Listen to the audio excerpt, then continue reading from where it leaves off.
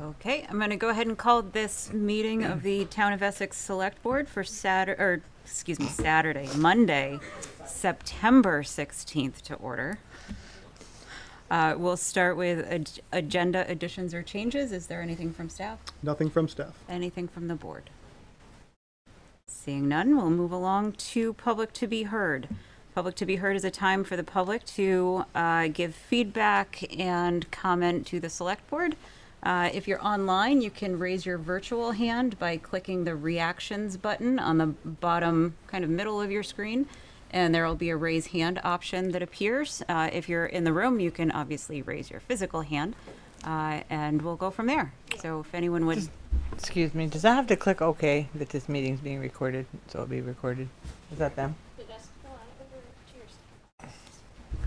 Sorry, but I didn't realize if... That's okay. Thank you.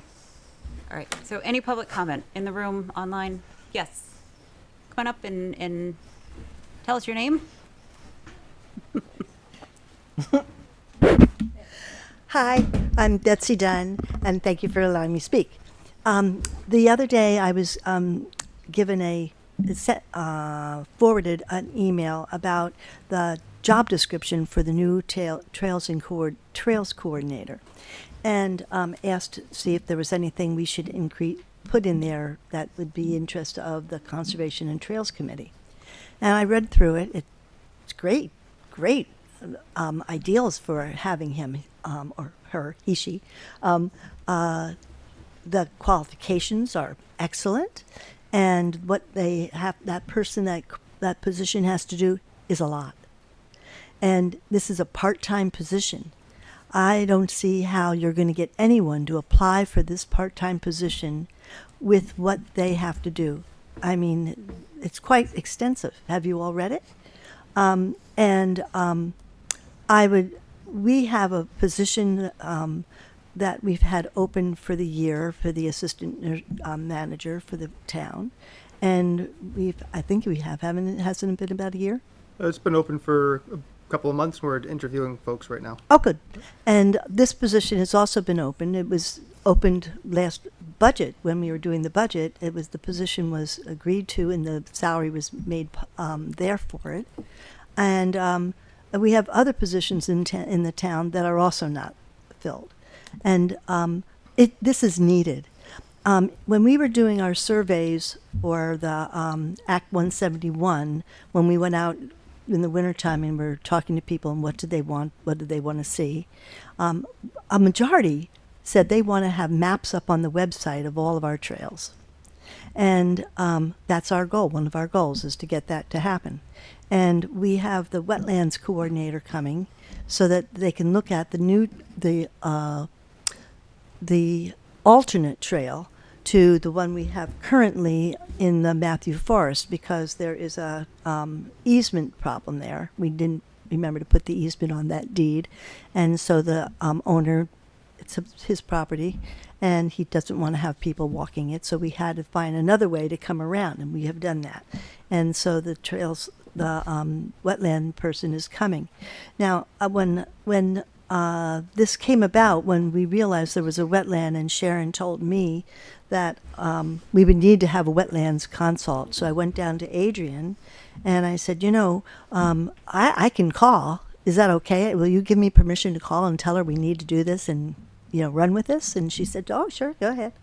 And so I was happy to do that, because I think that's what all of our departments should have their associated committees working with them hand in hand, because they've got full-time jobs, and they don't have a lot of time in between things to get things done. And we do. Most of the people are retired, and I'm happy to take it on. But what disturbed me is 2 weeks ago I informed the committee, the department, that there are several trees that were down, and I told them where they were, and I was happy to go out and walk it to and get them to walk to it. I would have done that. But I got back a response today asking where were those trees again. But I had sent out over the weekend, when the wetlands coordinator was coming, to the people on the committee who were involved in this, as well as to Adrian, And she hasn't replied at all. And I was like, I had to let the wetlands coordinator know that we were going to do it or not going to do it. And so I'm assuming she's going to do it because I'm going to walk with the wetlands person and see what she has to say. But I think that communication is a problem. And I think that we need a trails coordinator, for sure. There's a lot of work to do on all of our trails. Not one of them doesn't have an issue. And if you're also going to ask this person engaging the public and doing those kinds of things and working with the education of the young, which I think are all wonderful, I think we have to rethink, is this a full-time position or a part-time position? Thank you. Thank you, Betsy. Any other comment in the room or online? Seeing none, we will move on to the consent agenda. I make the motion, we accept the consent agenda as presented. Thank you, Dawn. Is there a second? Second. Thank you, Ethan. All those in favor, please signify by saying aye. Aye. Aye. Opposed, nay. Motion carries 5-0. Our first business item, interview possible appointment of volunteers to serve on the Development Review Board. I just got word that Ian is not available tonight, so we'll try to Okay. schedule him at your next meeting. Okay, sounds good. Moving right along, I believe that, nope, these are not alphabetical order. Hubie, come on up. We are efficient this evening.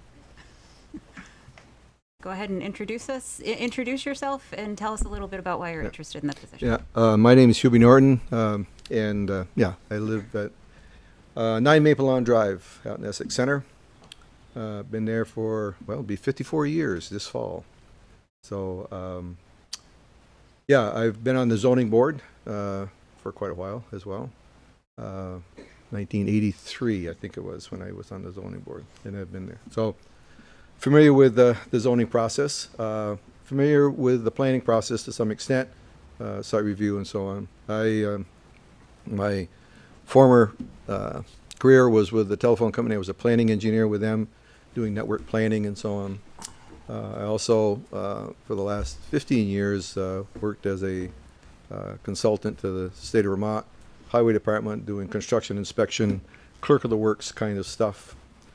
So I'm very familiar with work plans, know how to read site plans, etc. Familiar with some of the environmental issues that we've encountered with road construction, and anxious to move on towards this combination of zoning and planning. Zoning and site plan review and so on. Planning is going to be by itself, as was the intent of the legislation. That's my bucket list, if you will. But any questions? All right, open it up for board questions. First. Go ahead. If you're called upon by your peers, would you be interested in a leadership role? To be like a chairman of a board or whatever. Not particularly interested in that. If that were necessary, if I felt that I could do that. I have in the past I have been chairman of the zoning board, but I believe that that should be a rotational kind of thing. Somebody shouldn't be camped as the chairman forever on any board. You need to keep moving people around. But if that became necessary, I could do that. I would do that. But I don't have any desire at the moment for that. Thank you. Do you have any expectations as to how different the position on the Development Review Board would be versus the Zoning Board of Adjustment?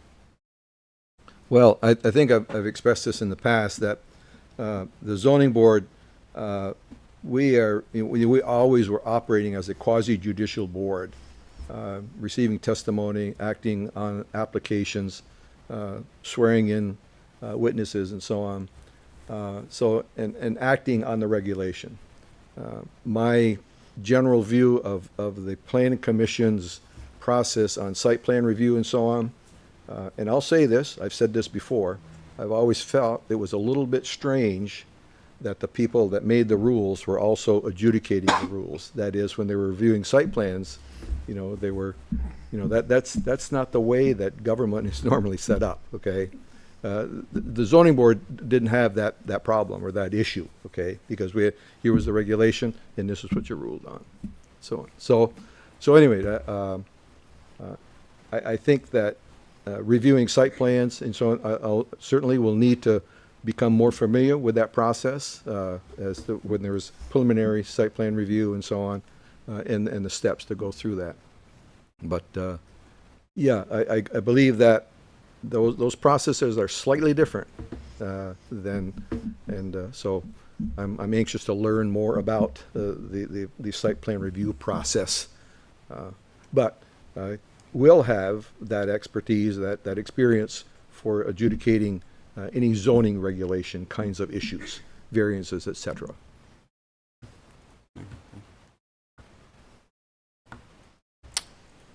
Want to go? I can wait. I can wait. So go ahead.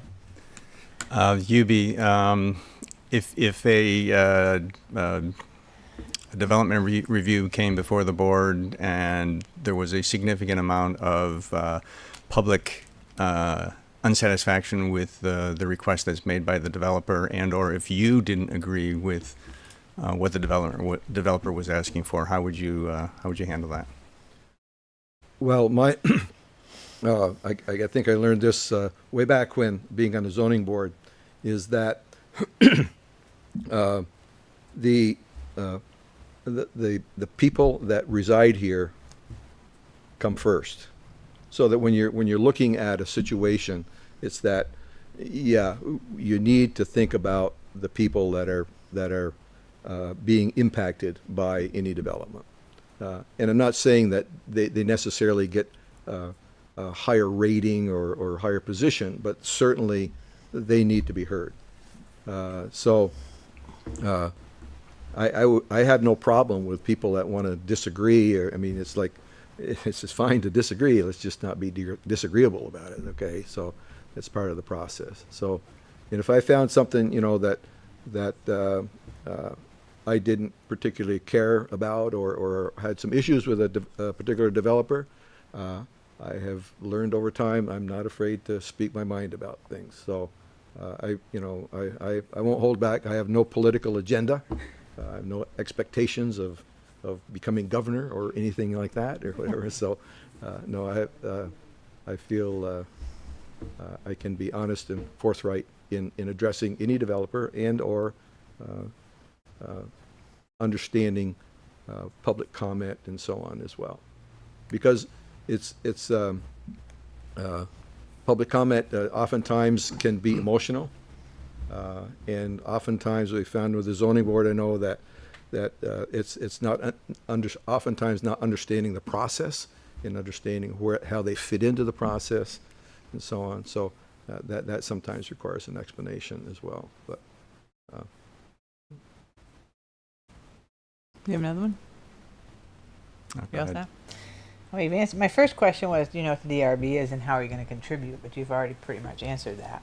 So my second question is, do you plan on following and enforcing the town plan and ETC next plan? as a matter of fact, I was just looking, I have a copy of the ETC next plan and so on. And of course, in the town plan, I was just looking that up. As a matter of fact, October of last year, I think, was when the last town plan was approved. I'll be honest with you, I haven't read through the town plan and I haven't committed it to memory. But I understand the general principles of the town plan, have reviewed it in the past and so on. And yeah, I would, that's the job. That's the job, okay? There's no personal agenda. There have been times on the zoning board when we've had applications that might have a particular personal feeling about how something should go, but what the regulation says and how you apply it, that's what the job is, and you have to be careful about letting personal preferences get involved. Thank you. Can I ask another one? So you'd be on the, you mentioned earlier the separation between, that you think there should be a separation between those who generate the regulations and those who adjudicate them. How would you deal with questions during adjudication where you may or may not fully understand the intent? Is there a, how would you deal with making sure that you're adjudicating them as they're intended? I'm not quite understanding your question. I guess you mean if there is some particular question about how it should be adjudicated based on the way the regulation is the way written. the regulation says, yeah. Yeah, it follows the regulation. That's what you do. Now, variances, okay, as an example, we've had attorneys tell us on the zoning board in the past, theoretically, you can never approve a variance, okay? You're to answer those questions and clear all of those answer all those questions in the affirmative in order to grant a variance is difficult. But the reason that that was my understanding, the reason that was included in the statute was to take care of the exceptions. You can't possibly write a regulation that covers every last situation. So with a variance, you have that opportunity to at least make some kind of judgment. And can you say absolutes on certain things? Does this adversely impact the character of the area? Talk about a subjective question. I mean, so yeah. That's my understanding. That's why the regulation is the way that it is. Why there is the opportunity for variance. So there's some latitude for, excuse me, for some common sense, and so on. But still, staying as close as you can to the regulation. I'm not sure if that answers your question, or am I going too far here? What's up? I do have a question. I usually just ask if you have any questions, but I do have a question since this is a newly formed board. What role do you feel the public plays in development review? Well, they certainly have a right to speak during any application. And I think, excuse me, unfortunately, as I mentioned before, I think a lot of people don't understand the process. We see that all the time in the zoning board. And that, I know the town, when an application is warned, it's there. And it seems to me that unless it's not in my backyard kind of thing, people don't show up. And then later, what's going on over here? Well, you had the opportunity, but they didn't participate. I think that there's a lot of times the public is not participating as much as they could. And then they come to the table too late. I think that's one of the reasons that they changed the law. To say, boy, you want to be a part of this application, you got to get in the front door.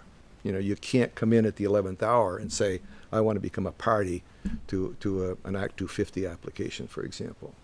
So, and I'm not sure, I expect that people have thought about this a lot, about how can you get that information out there more, so that people can participate, can understand. There's probably, I don't want to go in there because I'm not sure how things work and what will people think, I think there's we have to calm people down sometimes at the zoning board. Wait a minute, don't, we're swearing you in because, we got to do that. But, this is, don't get all uptight about this. Tell us how you feel and so on. So there's anxiousness, I guess, if I wanted to sum it up. There's anxiousness about application, about the public wanting to participate in reviews. And if there's a way to improve on that, but my observation anyway. Thank you.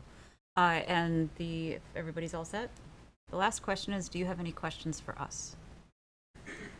No, I just noticed on the way in that it looks like they need to check the lunchbox of the line striper.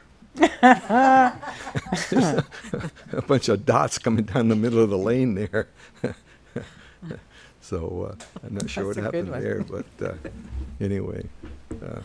No, I think I'm good. Okay. For timeline, and this goes for everybody in the room, we do have at least 2 other interviews, presumably at our next meeting, That's the hope. October 6th, 7th. 7th. So we may take action later tonight, but likely we will wait until after all interviews are done before appointing. But if an appointment is made, someone will be in touch. Okay. Thank you. Thanks. You know where I am.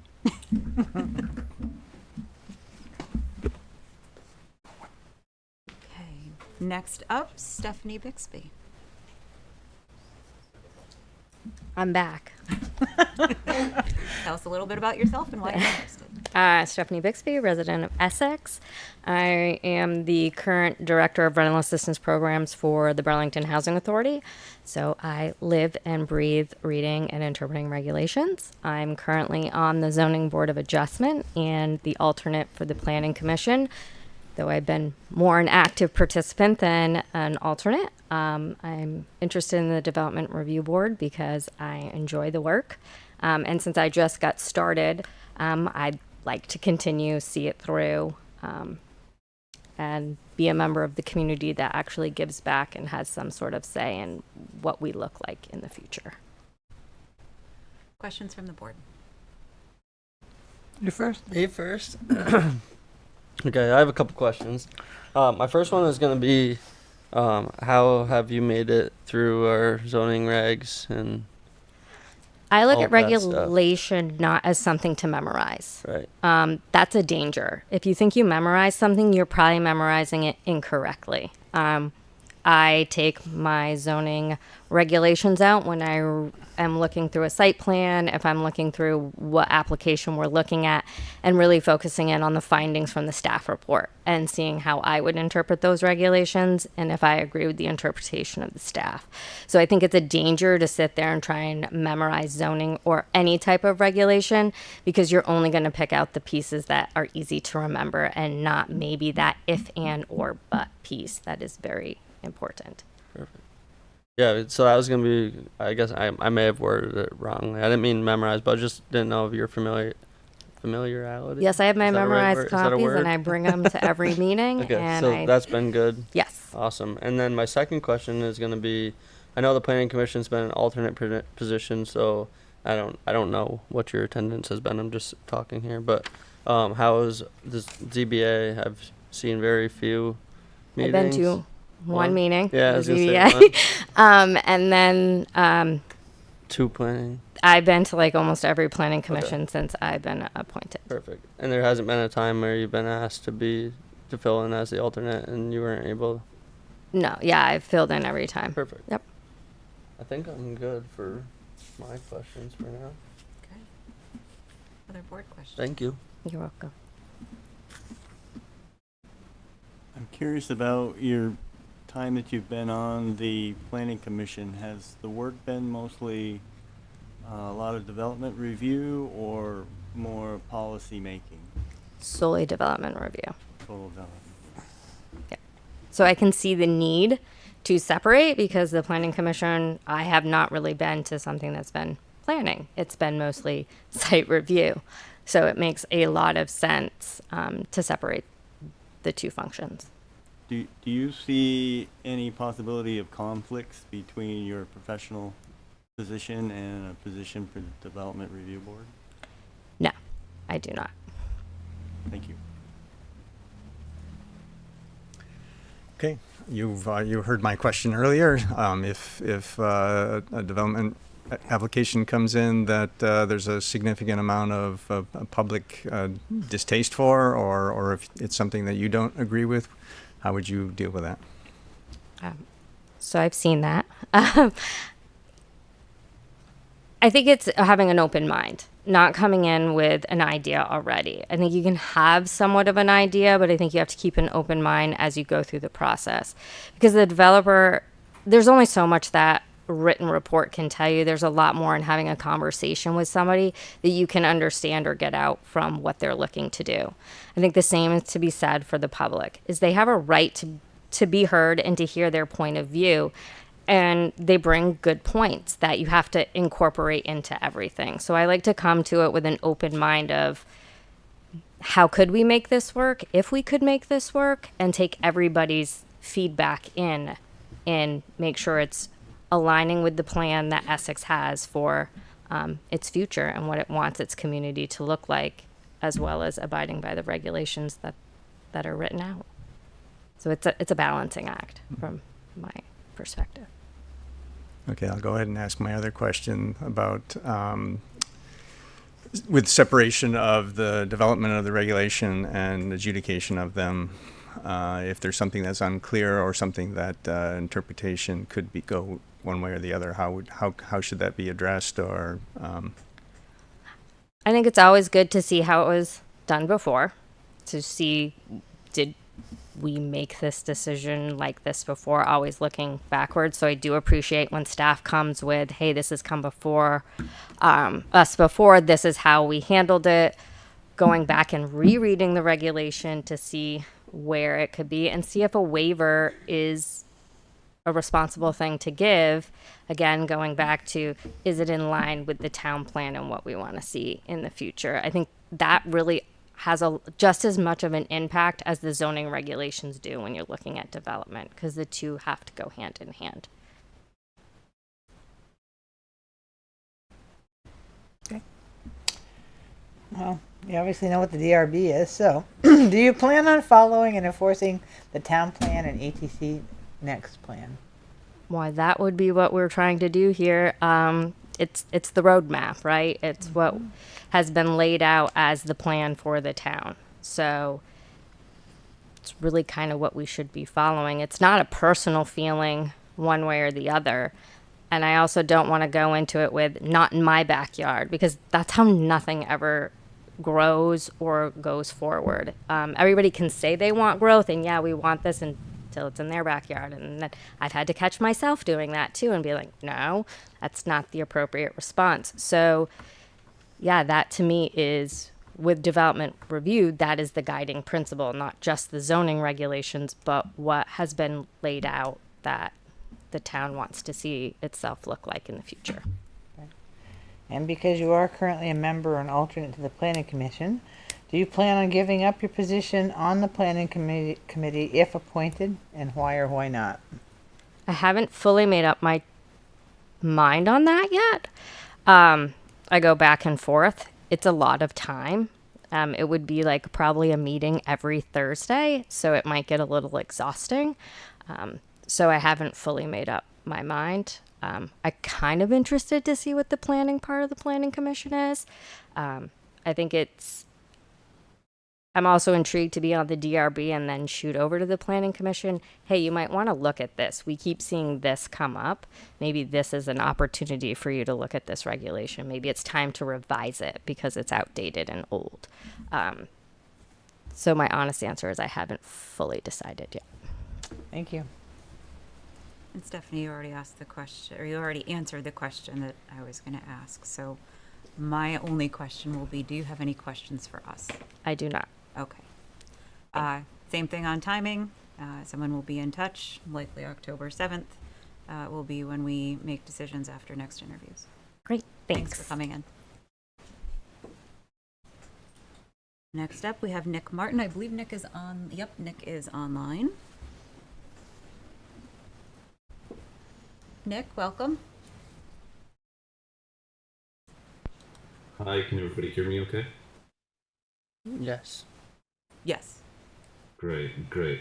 I apologize. I'm usually in person for these types of meetings, but I've caught a bit of a bug, so I didn't want to share the wealth with the Thank crowd. you. So here I am.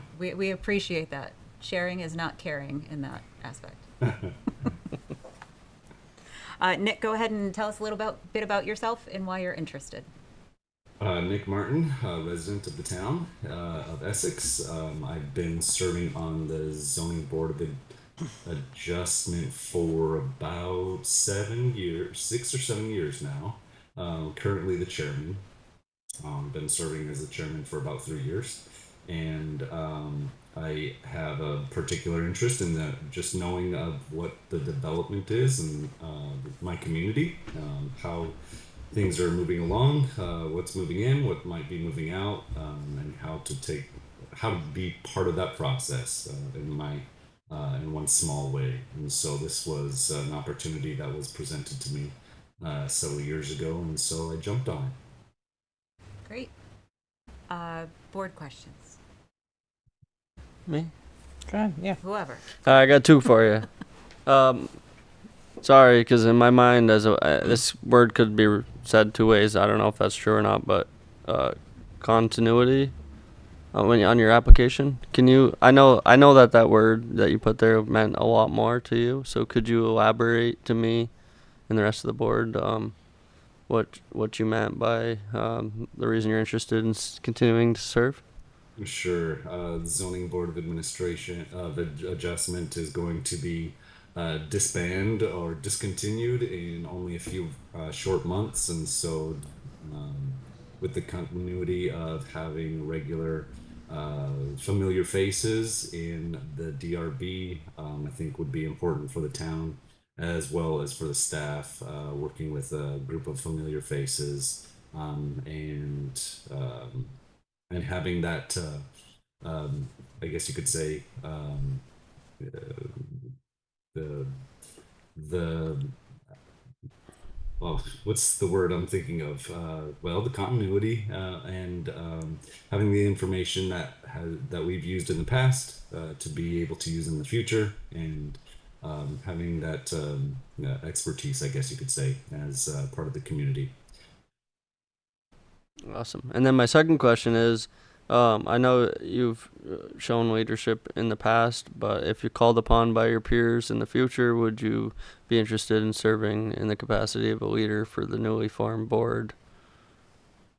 If nominated and asked and supported, yes, I would support. I would serve. Awesome. Thank you. Other questions? I'll go ahead then. Nick, if a development application came before the board that there was significant public distaste for, or that you personally disagreed with, how would you handle it? Yeah, similar to what was said earlier, just trying to gauge both sides of the discussion, trying to be understanding of what the concerns are and how to manage the discussion itself. Being able to listen and do our best to understand what the main concerns would be from the opposition, and certainly the support of any application moving forward. And so gauging the discussion and trying to play that balancing act, and maybe ease some fears by just asking the right questions and providing that voice of calm, trying to move forward without being without relegating people being left behind. All right, thanks, Nick. And I'll ask my other question about interpretation of regulation. If a question comes up, or an interpretation question comes up about a regulation, as is being adjudicated, how would you handle that? It's actually happened a time or two in the zoning board where we needed to pull out the regulations and just have that discussion.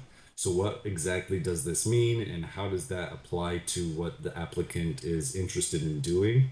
And so it's very helpful having the staff there to be able to answer some of those questions and provide that discussion. So acting as a soundboard in having that discussion, and the group having the group understanding of some of that to clarify some of the confusion. It's been really helpful. And so just asking those questions, trying your best to gauge the discussion back and forth, and moving forward as a group. Thank you. My question is similar. Based on that you've been chairman of the zoning board of adjustment, how do you keep, let me think, what would happen if you wanted to go one way and you interpreted the regulation one way and the rest of the board wanted to go the other? How do you handle that? Well, after all of the discussion is said and done, there's usually a motion for approval and a second if there is interest in moving forward with that application. And so voting in the affirmative or or opposition. So some of the decisions from the ZBA in the past have not been unanimous, and so you voice your concerns, your opinion, your thoughts on the matter, and vote your conscience.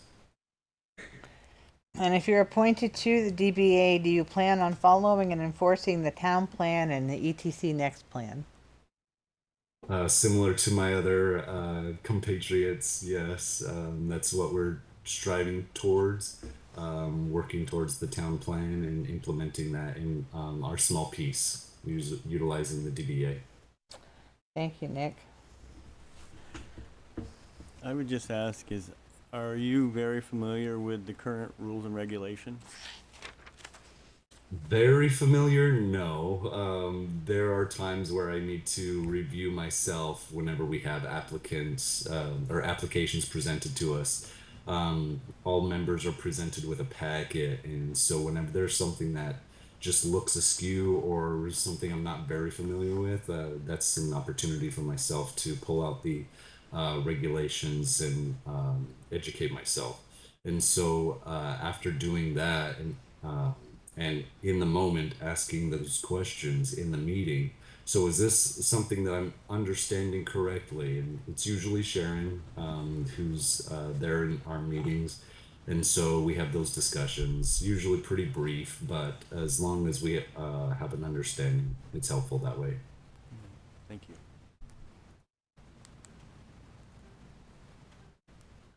All set? Sorry, there's a beeping outside that distracted me. Board questions all set? All set. Okay. Nick, what role do you think the public should play in development review?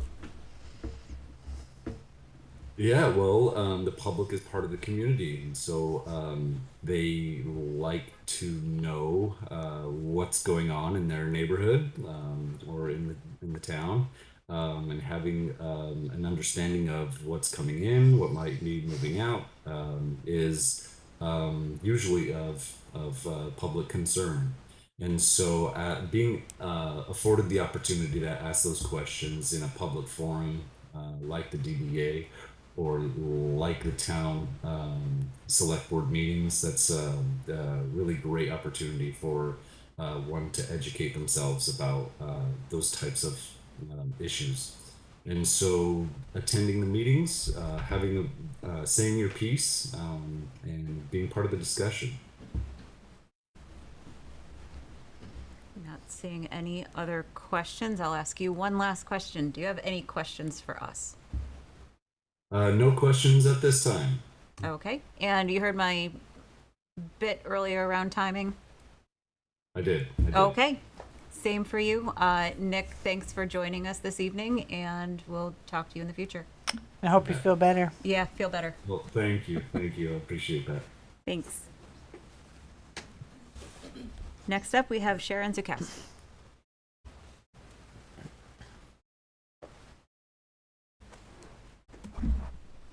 Hi there. Hi.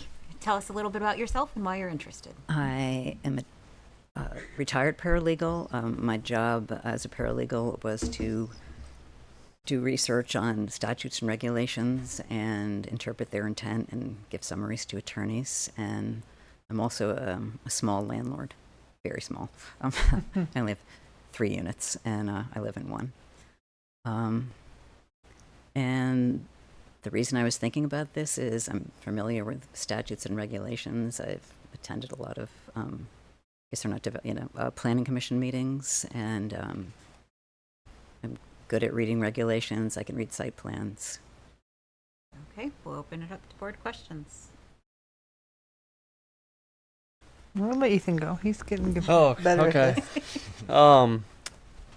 Have you attended a lot of or any of the recent planning commission meetings? Yes. Yeah. Do you feel that you have enough of an understanding to be a part of the decision-making process? I Like do that think you- so, yes. Yeah. Okay. I was trying to think of a lot of questions for you, but I was like, it's hard because a lot of our questions today have been based on experience and future, and boards that we've already members I are can answer currently some that have serving already been on. asked, will I follow the town plan? Absolutely. Hold on, nobody's gonna have any questions. It's not fair that I went after everybody else because, the poor people that started, didn't have time to think. Yeah. I think I'm good. Okay. So do you know what the DRB is and what it's going to do? Yes. And what is your interpretation of that? It is going to be combined, essentially zoning board and planning commission, separating the planning, which I think is wonderful. I think it's going to speed up the process for both the public and developers, because sometimes you go to the zoning review board and have a decision, and then 2 weeks later or a month later, you get to the planning commission and it gets rejected. And I just think it'll be smoother for both the public and the developers, and also the planning commission can actually plan now. And so if you're going to interpret and enforce the town plan, you've just said that in ETC Next, but what if something comes before you and part of the development, DRB wants to interpret it one way and you've interpreted another way? How would you handle that situation? I'd state why I think the way I think, and as others have said, it does eventually come down to a vote, and if you lose, it's a minority opinion, so your opinion's out there, which is good, but you can't. And you have no issues with attending meetings in person or meeting attendance? I don't love to because of COVID, but, I have 100 vaccines, so I'm good. Okay. Thank you, Sharon. Answered all my questions. All right, Sharon, I'm going to ask you that. We used to ask people to leave the room if there were multiple candidates for similar positions, so that Yes. you wouldn't hear the questions the way they were answered before. But I never felt comfortable asking anybody to leave a public meeting, but so we stopped doing that. But anyway, my question is, if a development application comes before the board that there's a fair amount of public distaste for, or you personally disagree with, how would you handle that? I was just talking about this today.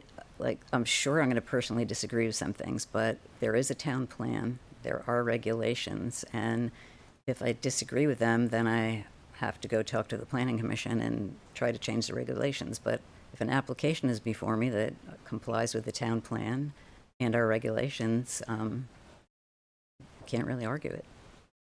All right, thank you. Then I'll ask my other question. If there's an interpretation question about a regulation that is applicable to a development review you're doing, how would you handle that, or what would you recommend for that? As in the intent of the regulation initially, I think Yeah. you have to look at why the regulation was made. So you might ask staff if they know. You might have to look back at the minutes from when that particular regulation was put in place, and then decide what the intent was among the whole board. I mean, if it's so bad that you can't agree or understand it, you might have to talk to an attorney. Yep, thank you. All set? Mm-hmm. Sharon, what role do you think the public should play in development review? I think they're an important role. Again, if they disagree with it and the regulations don't, there's not much you can do, but sometimes the public gives good input that makes you realize there's some way to change whatever the project is that works for the developer and the public that also fits in with the regulations. Great, thank you.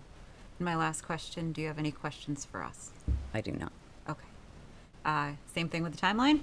Likely not until October 7th, but we'll be in touch. Okay, Thank you for your time. Thank you, Sharon. Thanks, Sharon. And our last interviewee this evening, Dustin Brusso.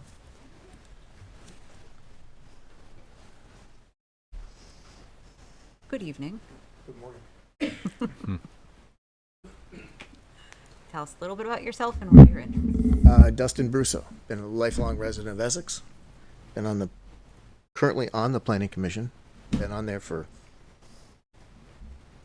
not as long as Hubie has been on the zoning board, but probably next in tenure. I'm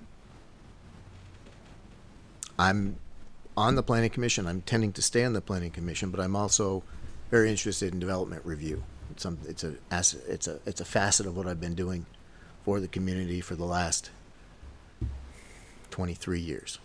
So I have seen a fair amount. I've been in a lot of different situations, and I think it's something I can bring a lot to the table for development review, separate from planning. Okay, we'll open it to board questions. That brings me right into my first question.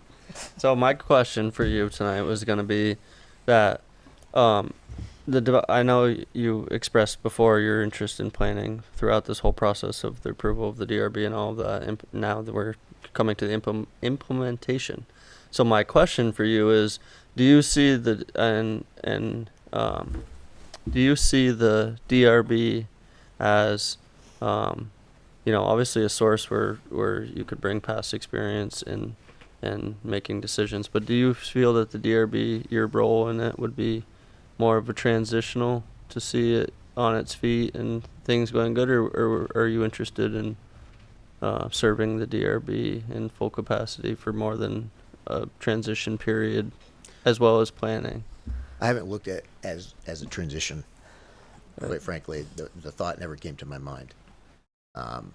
I look at, excuse me, I'm a little hoarse tonight, but I look at the planning work and the development review work as separate events. I mean, I don't personally see an overlap. They're adjacent, but they're not. Right. They're not in conflict. And at this point, I'm not looking, in my mind, I'm not looking to choose one or the other.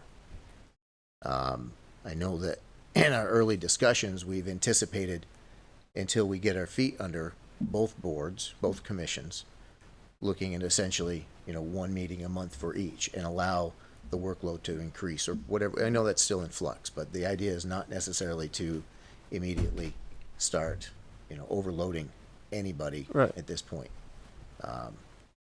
So I can honestly say that I haven't thought transition. Can I word it differently? And Certainly. There's seats on here that are for 1 year, and there's seats on here that are for 5 years. 4. 4. One seat expiring 2029. Wouldn't that be July 1, 29? Oh, I don't know. 4.5. I'm sorry. I'm sorry. Okay.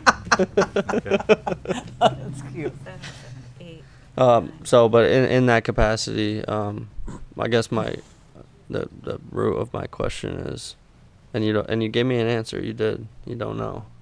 No, I if don't care. you're hurt, you don't care. I don't. You didn't frame it before. I didn't say it right. Or Right. for your appointment.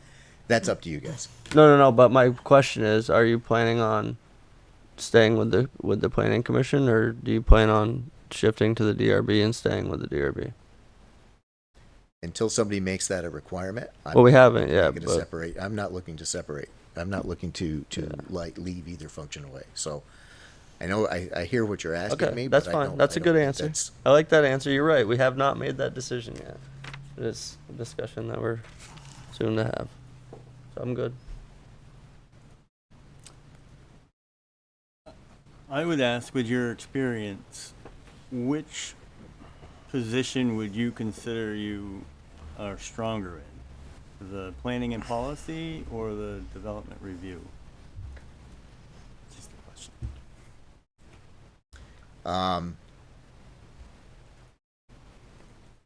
In the facet that I've been serving for the last few years, I've been the chair, so I haven't looked to be the champion necessarily of specific planning initiative. What I've seen my role in that for much of the time has been to encourage other board members, commission members to flex their wings a little bit, or flex their muscles.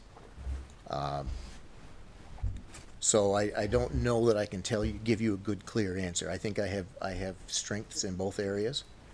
I know that I piss people off in both areas, so I must be able to take a stand.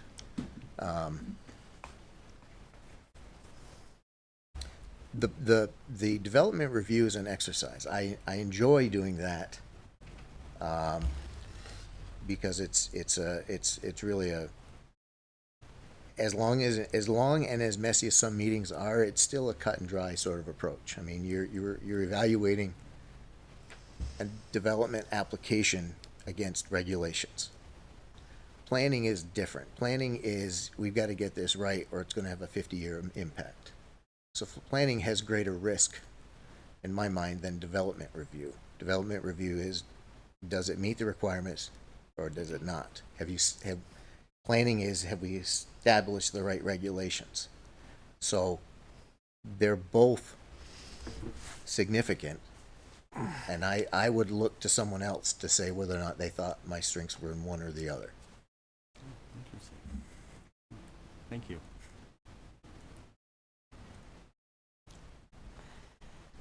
Well, I'm going to sort of piggyback on Ethan's question because I'm curious. If they did make it a requirement that you could only serve on one committee, because the state, when you look up DRB, recommends only one transitional person between the two boards. So if they did make it a recommendation that you could only serve on one board, would you stay on the planning committee or would you still want to be appointed to the DRB? I don't think I can really answer that until you make that a requirement.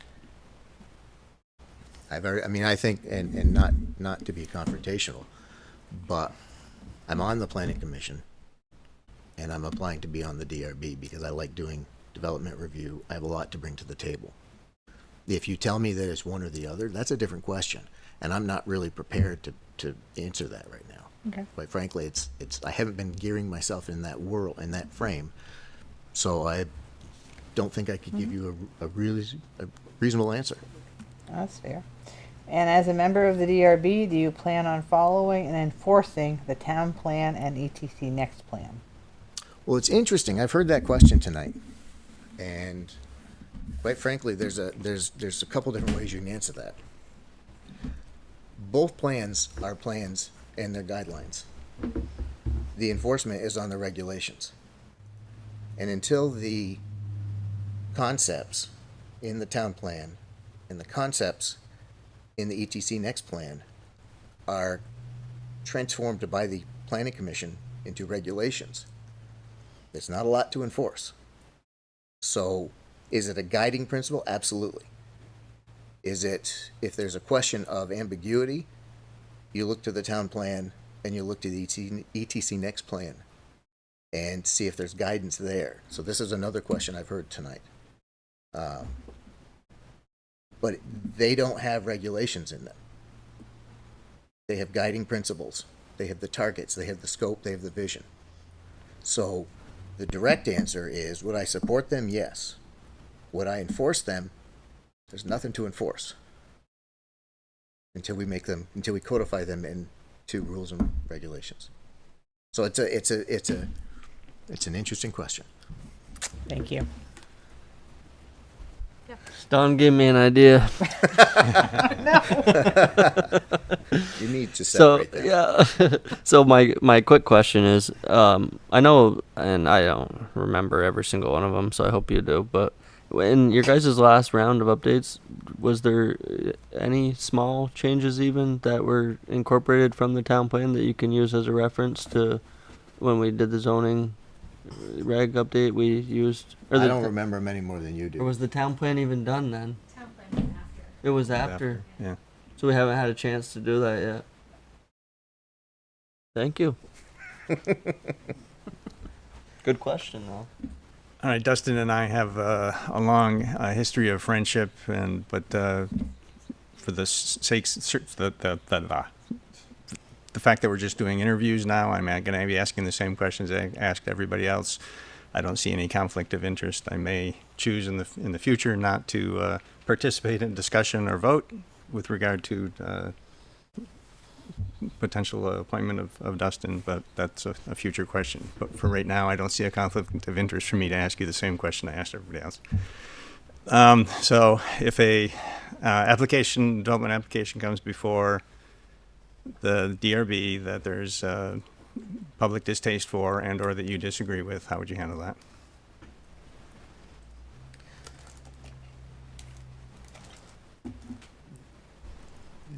There's public distaste for something is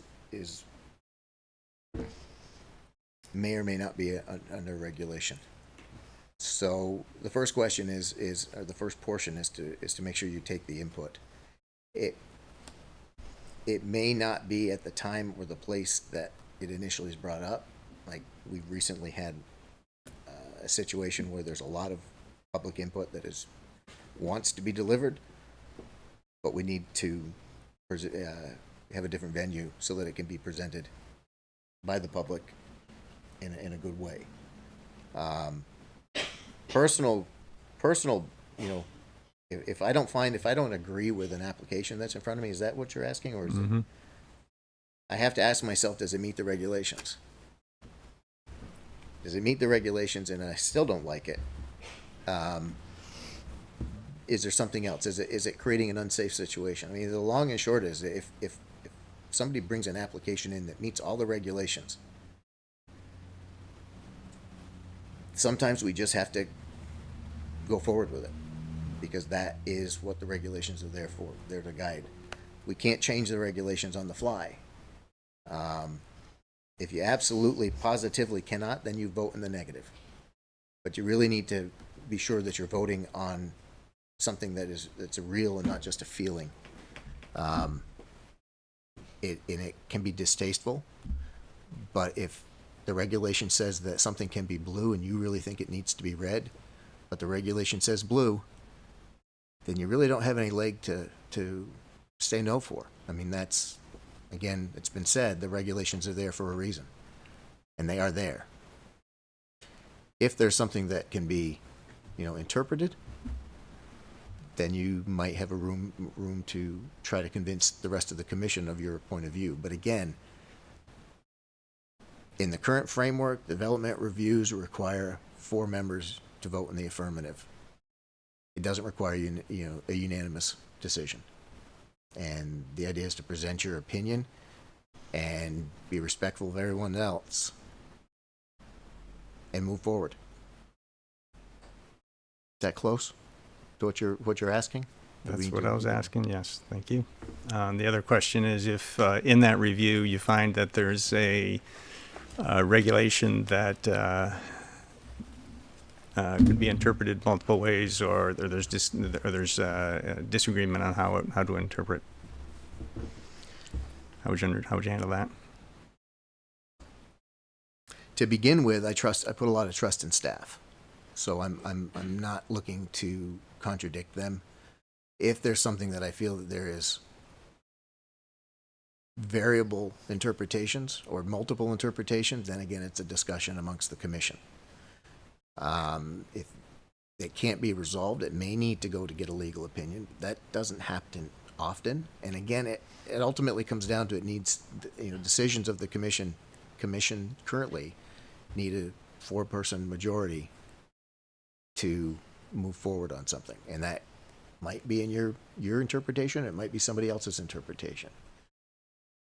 But frankly, I think some of my successful interpretations have been when we've had discussions and we've had collaborative discussions and people have modified their positions, maybe not completely, but the discussions have unveiled or revealed something that Commissioner A might not have realized. Commissioner C brings it up, and all of a sudden the perspectives change or evolve. They don't negate, they just evolve. So the collaborative discussions allow for greater understanding of the situation. It may not change your opinion. You may still say it has to be blue, and the rest of the commission says it can be red. The vote goes forward, somebody makes a motion, and there's a vote to approve or deny. And that's really what it comes down to. It can be as simple as that. Thank you. Is the board all set? Dusty, what do you believe the role should be of the public in development review?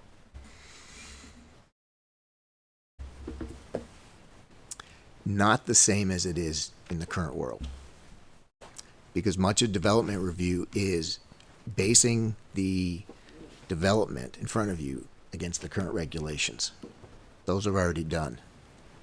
So understanding the public opinion is key, but it still comes down to, does the application meet the regulations? It's not cut and dried like that. I know it's not just it's not always going to be black or white. But the real, the emotional impact, the we want this for our community, that's got to be done at the planning phase. That really has to be, it was mentioned earlier that people have to be in at the beginning of a process, and they absolutely have to be at the beginning of a process. But they also need to be in the planning process. And that's what sets the stage for all of the developments. All of the regulations that are put in place by the Planning Commission are what enable the developments to come in. So if there's a lot of public opinion, then, we're not going to, I will not ignore it. I said saying we, because this isn't a commission question, this is a me question. I'm not going to ignore it. But I also can't ignore an applicant who's rightfully bringing an application forward. And that application has to be measured against the rules and regulations that exist. Not whether or not people like purple or don't like purple. It's whether or not purple's allowed there. That's a root question. So it's not always fun. Understood. Last question. Do you have any questions for us? I do, and I think this will be key to whoever's on either of the commissions going forward. It would be really good to understand, better from the select board what you view your roles, your role as the select board will be with the planning commission and the DRB. Where are the boundaries going to be? What are the expectations? What are the potential communication pathways? What are the ways that we could collaborate? What is really going to be the hierarchy of those three groups from your perspective? I understand that the Planning Commission and the DRB I feel that they're going to need to have a clear communication for the exact point that one of my folks that came before me mentioned is when there's something needs to be changed that has to be communicated back to the Planning Commission. So there needs to be clear communication between the DRB and the Planning Commission,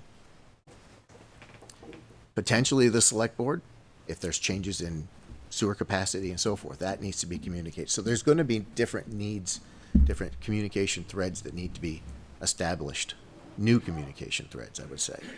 So I guess the question back to you folks, it really is what are you looking for from the DRB and the Planning Commission when they've been separated that's different than what's been delivered to date by the combined planning or by the current Planning Commission and the Zoning Board? I mean, it's not a question of whether or not, right or wrong. It's a done deal. So that's not the question. The question really is, what are you looking for that's different than what was delivered in the past?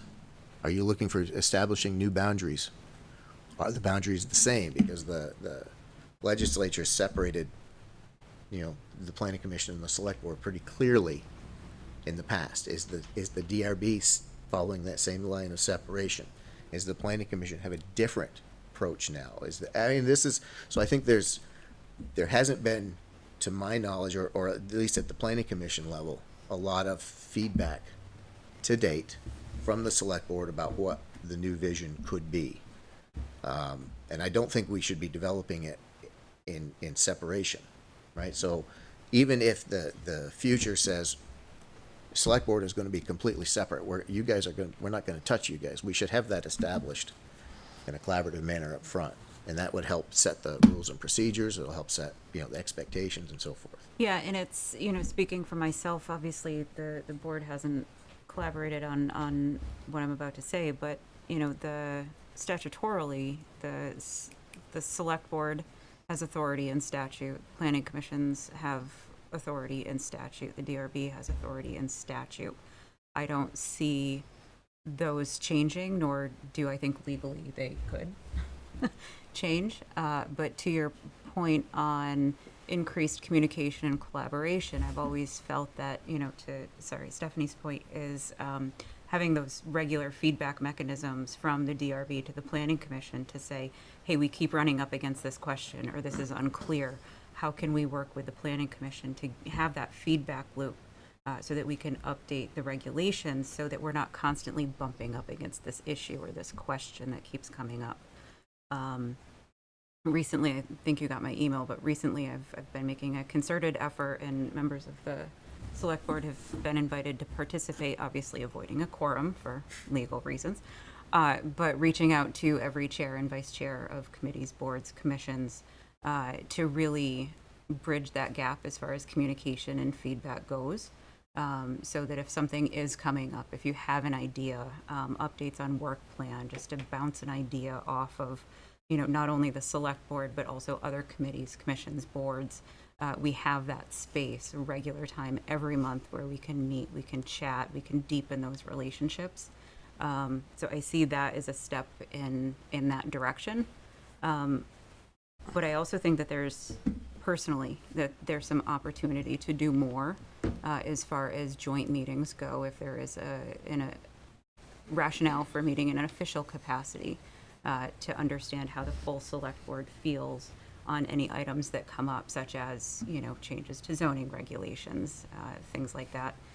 So then it's not, I'm to avoid a walking meeting, basically, so we can have that official conversation and you can get input from all of the select board members in a publicly accessible and Public Records Act approved forum. Here's an example of where that would have been a good benefit. When we were working on the ETC Next planning process, a lot of the planning was done with the anticipation or the understanding that the development that plan was driving towards was going to require a tremendous amount of sewer capacity that didn't exist. And some of the designs were ones that Public Works was never going to accept. And the challenge was that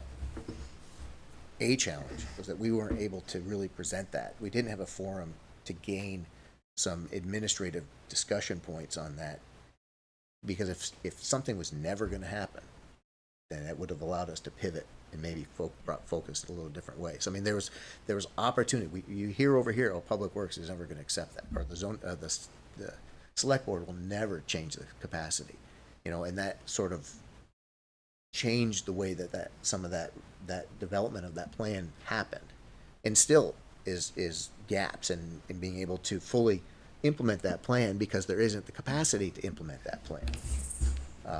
So I think that to me is some of the points of being able to bring a phased discussion, not necessarily wait until everything is done and then weigh in on it, which is really what the model that we've used pretty much for the last 23 years.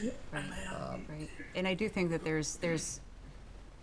I always hold the belief that personally and professionally, you should always be striving to increase communication, because no matter how good you think you are at it, there's always room for improvement. But my takeaway here is, don't be shy about reaching out if those conversations do need to happen. Obviously we can throw something on the reading file, we can have a joint meeting, but I hope that establishing more open lines of communication that, that won't be an issue. And I would be an advocate for sort of an early warning system. Yeah. If something like that does come up, early awareness is key. So back to my original question is, how do you guys potentially see this changing in that now there's two boards that are going to be dealing with this, right? The planning is the longer term, long range. That's a whole different set of things. And then the DRB. So, I'm not looking for an answer tonight. I don't believe there should be an answer tonight. But that would be a question back, is looking at that, what would be the strategies, what would be the avenues or the whys and the whens in the hows of establishing that collaborative threads between the DRB, and wouldn't isolate anybody. It wouldn't be just the select board, but formalizing the communication threads between the DRB, the planning commission, and the select board. I think there's some value in putting a formal structure in place on that, so the expectation is there. The public, the public presentation will always be there. There'll be no, hidden communications. It's just establish a structured process early to have formal communications. And it could be one person sitting in front of you guys. It could be a joint, whatever that might be. But that would be a challenge back to the select board, is to look at the other side of the split that we're going to be implementing. So. It's very good feedback. Thank you. Sorry, I ran on. It's okay. You guys good? Good. All right. All right. Same goes for you on timing. Thanks for joining us today. All right.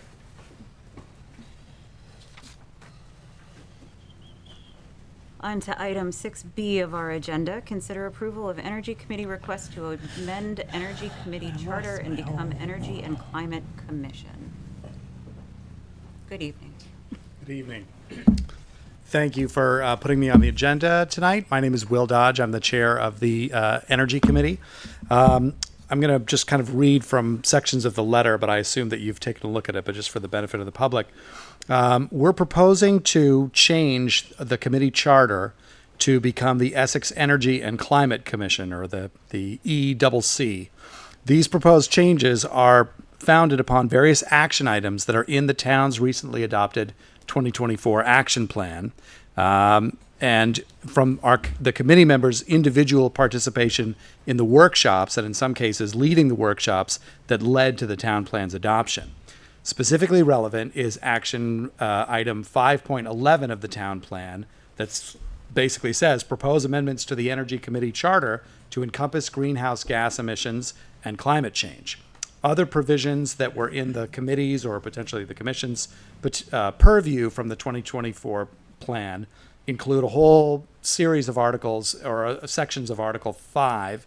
So advancing interests of energy efficiency and greenhouse gas reductions, development of an enhanced energy plan, exploration of efficiency, renewable energy, storage, low emission transportation and power equipment options for municipal property, vehicles, and facilities, revising the zoning regulations to incentivize and or require residential and commercial energy standards and to facilitate enforcement, to evaluate low emission renewable energy development on town and developer owned properties, implement and or develop and implement policies to ensure the universal availability of EV charging, investigating vehicle share programs, requiring that new commercial buildings produce 50% of their own projected electrical usage, and creating an energy revolving loan fund to pay for renewable energy and decarbonization projects. The committee members, in talking about this, felt that going from a committee, which we've been since 2008, to a commission is appropriate given the necessarily long-term nature of most of these action items, right? An ongoing effort to reduce costs for the town, a need to address the effects of greenhouse gases, which are necessarily amorphous and difficult and not a type of a temporary issue, and a mandate to educate the public on renewable energy efficiency measures and clean transportation. The change has also been prompted by numerous instances since the inception of the Energy Committee in 2008, where committee members have been asked to prepare funding applications for climate or energy-related grants, even though the entity as a committee has really no such authority, and considering that the committee receives funding on a purely ad hoc basis from the select board on kind of a year-in, year-out basis. So given the foregoing, we thought that it made sense to propose recommendations on the charter to the select board. Earlier this year, we did seek guidance from the charter committee on whether these changes would be consistent with some of the items that were in the revised town charter. And that was specifically prompted by, I know they made a recommendation to you all about an energy coordinator position. But we thought that in light of all of these changes and the fact that we did just vote in this town plan, that now would be as good a time as any, 16 years later, to make changes to the charter to help us advance our mission. So I think beyond that, we made several changes. I'm not sure to what level of depth you want me to go through them. I know that the town staff made some, what I would consider very helpful and well-received edits to some of the things in that charter. But if I had to summarize kind of what the main changes are, the idea is to obviously, but apart from the name change, give the commission, as it would be, the authority to advocate for, promote, and disseminate information and resources that town residents, businesses, and institutions can take related to energy efficiency programs and different types of renewable energy and infrastructure resiliency projects. And that particular change more reflects what the Energy Committee has really always been, right? There's only so much that we can do if we're just advising the town itself.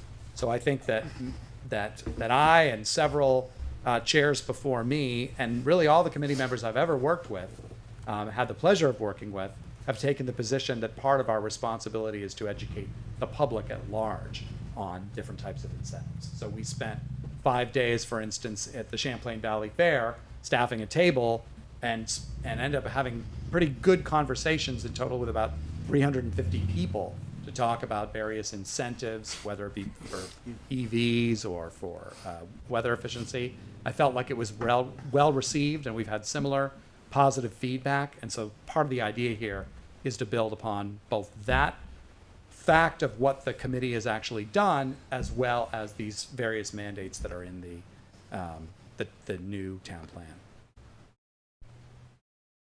So, happy to take questions. Questions from the board? So what do you see the difference is between a committee and a commission? It's really funny. So I'm going to give you a legalistic answer. There is no statutory definition anywhere in Vermont law that actually treats them differently. So if you're stuck with that, then what you're supposed to do, this is what we learn in law school and legislators learn, everybody learns it, is look at what the dictionary says. And so now when somebody says look at the dictionary, you go to ChatGPT and you say ChatGPT 3.5. What is the difference between a commission and a committee? And you'll often get a pretty good answer. And the answer that we got is that the real difference is that a committee's work tends to be advisory, yes, but also temporary. In other words, the way that committees originally worked is they'd be asked to prepare a report or prepare some recommendations, come back, and then that was it. Whereas a commission has a much more ongoing engagement and is given a little bit more autonomy to pursue that engagement. So in the same way that I think the Housing Commission has a huge task in front of it that couldn't possibly be done in a year, and it would be almost foolish to imagine that they could just come back with a recommendation, give it to the select board and say, deal with that and housing will be fine. I think energy and climate feels very much in the same camp. And some of the comments that came in from the Charter Committee, I thought were very much in that vein, right? When they were talking about the problems that Essex has having with flooding. It's hard right now when we've got such beautiful weather out here, but all we need to do is pick up the newspaper and look at what's happening in Eastern Europe. They never had floods like they're having, and today they're inundated, and we got to expect that could be us any minute. And so every minute counts in trying to address this crisis. And if we changed you from a committee to a commission, would you be presenting a budget to the select board to be approved? I think I think this year it would be tough, but I certainly feel that for 2025 that would be not only something that we'd want to do, but it would be a way for us to take on all of these various items that are in the action plan. Thank you.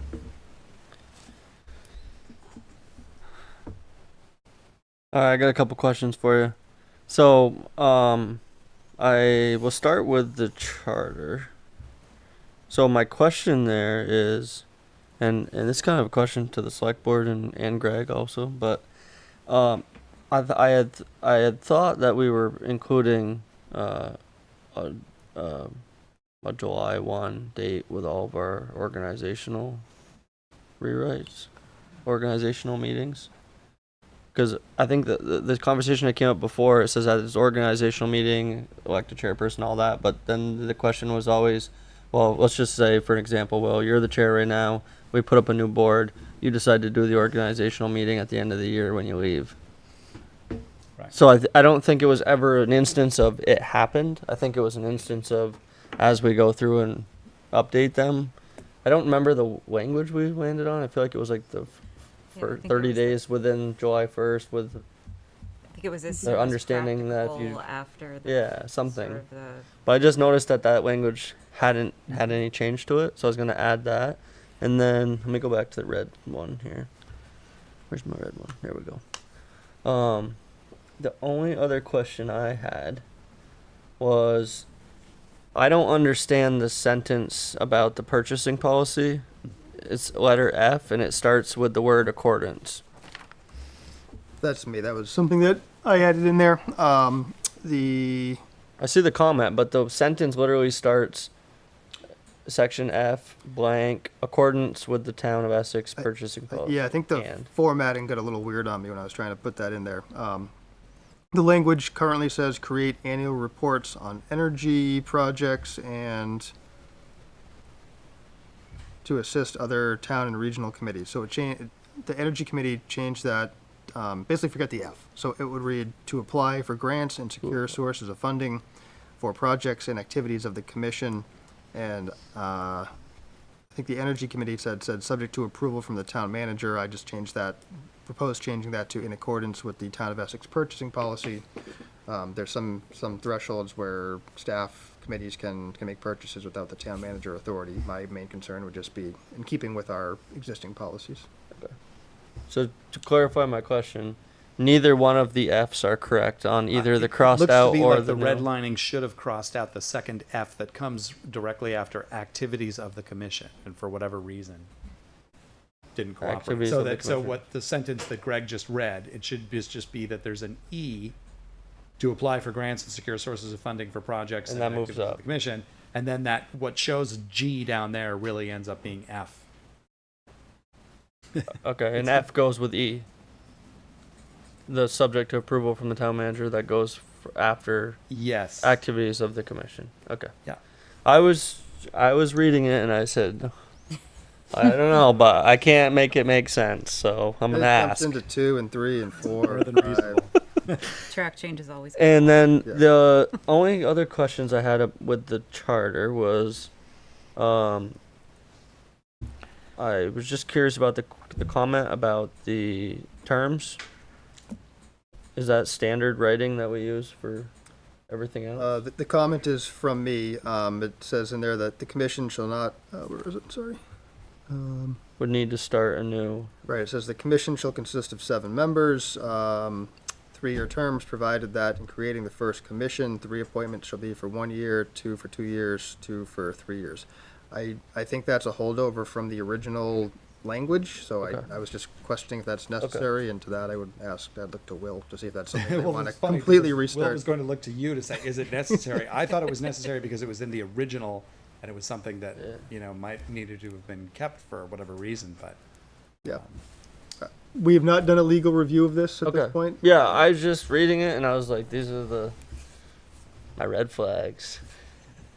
But the only other question that was the same thing in that manner was the subject to appropriate approval. I didn't know if the word appropriate needed to be included in there, and then obviously with a legal review, that those wordings were even necessary because by town charter, in order to make those changes, that would have to be included by a voter change, correct? Like, we can't change that process without a voter approval, even in this charter. Which process? So, item 3, the commission shall work with town officials to establish, operate, and maintain a permanent source of funding for its activities. Mhm. And then it says, subject to appropriate approval. I don't believe that the select board has the authority to make that change. I think that's a voter question, to even make the change. Well, the charter before you tonight, that's the select board would approve that. in the town charter, it gives the select board the authority to create any boards, commissions, committees as you see fit. I paraphrase. So, again, without legal review, I think the Yeah. select board has the authority to approve the Energy Commission or Energy Recommendation. Climate and Energy and Climate Commission charter, if you so choose. But as far as working with town officials to establish, operate, maintain a permanent source of funding, don't know what that is. And so that, I'm the one who proposed the subject to appropriate approvals, depending on what that source of funding looks like. It could be a grant, it could be a voter approval, it could be a budgetary thing. Any one of those things is gonna have a different approval process. Okay. Does that answer your? Yeah. No, that was it. That was exactly it. And then my last question for you, Will, is going to be the word mandate. Because that's a strong word. So I read that word there, and a mandate to educate the public on renewable energy. And then I heard it one other time, and I can't remember the exact sentence, but my question is going to be, is the word mandate in the town plan In the town plan? or the ETC next plan? The ETC next plan, I don't know. The town plan, I would have to get back to you. I don't know Okay. that off the top of my head. Because I was just I think it I was might just be. gonna say it, I didn't know if it was. That's why I asked. My sense is that it is, but I'm like, as I'm sitting before you now, I'm at about 75%. Okay, awesome. So. I think at least the thought was that if it's not a mandate, then it should at least be an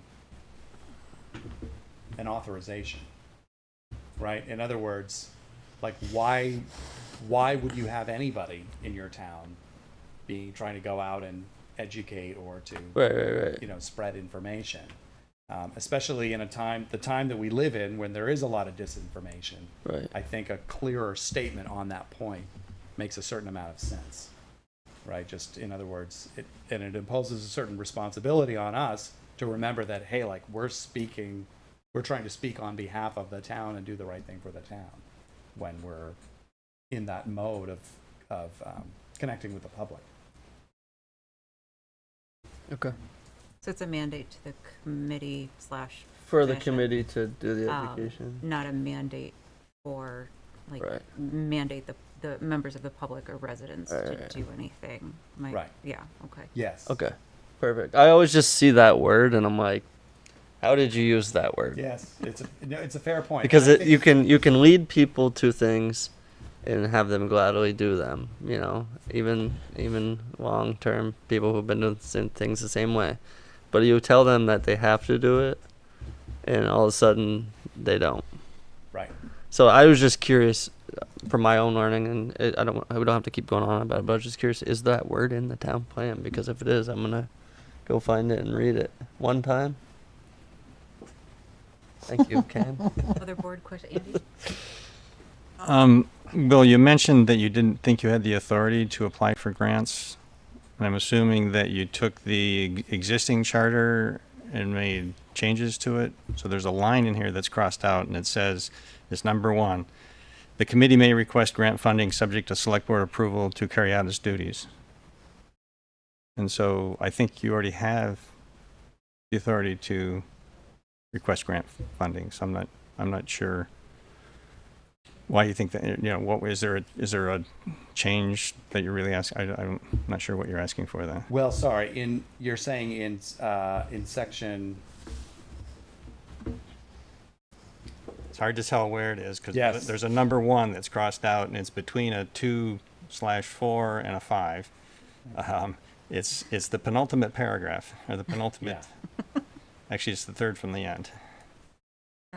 It's underneath completely the Right, crossed and I out. think that when we read it before, we thought that was unclear because it's like request grant funding from who and how. Like in other words, is it just us requesting to you, as opposed to making it clear that the committee has the authority, so that if the town manager tells us, hey, there is a grant application out there for municipal EV chargers. Do you guys want to jump on that?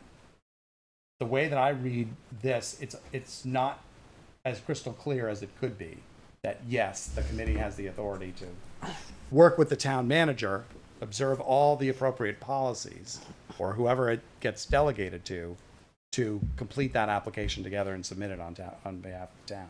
Okay, so it's a process question, not a question of whether you have the authority to ask for grants. Right. Okay, so then maybe just the language needs to be changed with the appropriate approvals clause or whatever. Okay. Other questions. You mentioned autonomy. Yeah. Two things around that. One is it seems like you're trying to avoid the budget process by setting up your own funding mechanism, which is kind of the question that Ethan was asking before. And I'm a little queasy about doing that. And how are you Sure. Well, I think envisioning- what we were saying is, what we thought makes sense is that we would need to go through the budget process, but we would have a mechanism to get continued funding. That doesn't really exist today, other than to just keep asking. I think what we're really after is the ability to work on projects that we can end up showing our achieving the savings that we're desiring, or that the town needs, and have that go back into the same funding mechanism to do more and ideally bigger projects that are all focused on the various things that are in the commission's that are in the charter and the town plan. So every department in the town has to come and ask us for money every year. Right. You're asking for an exception to that? No, I think I said that we would be expecting that we would be coming in with a budget request. Right? But I Okay. think what we're also trying to do is go a little bit beyond that and say, what about using some of the funds? So let's just say that a solar facility on municipal land ends up working out and producing revenue, that would start to go back into funding additional projects.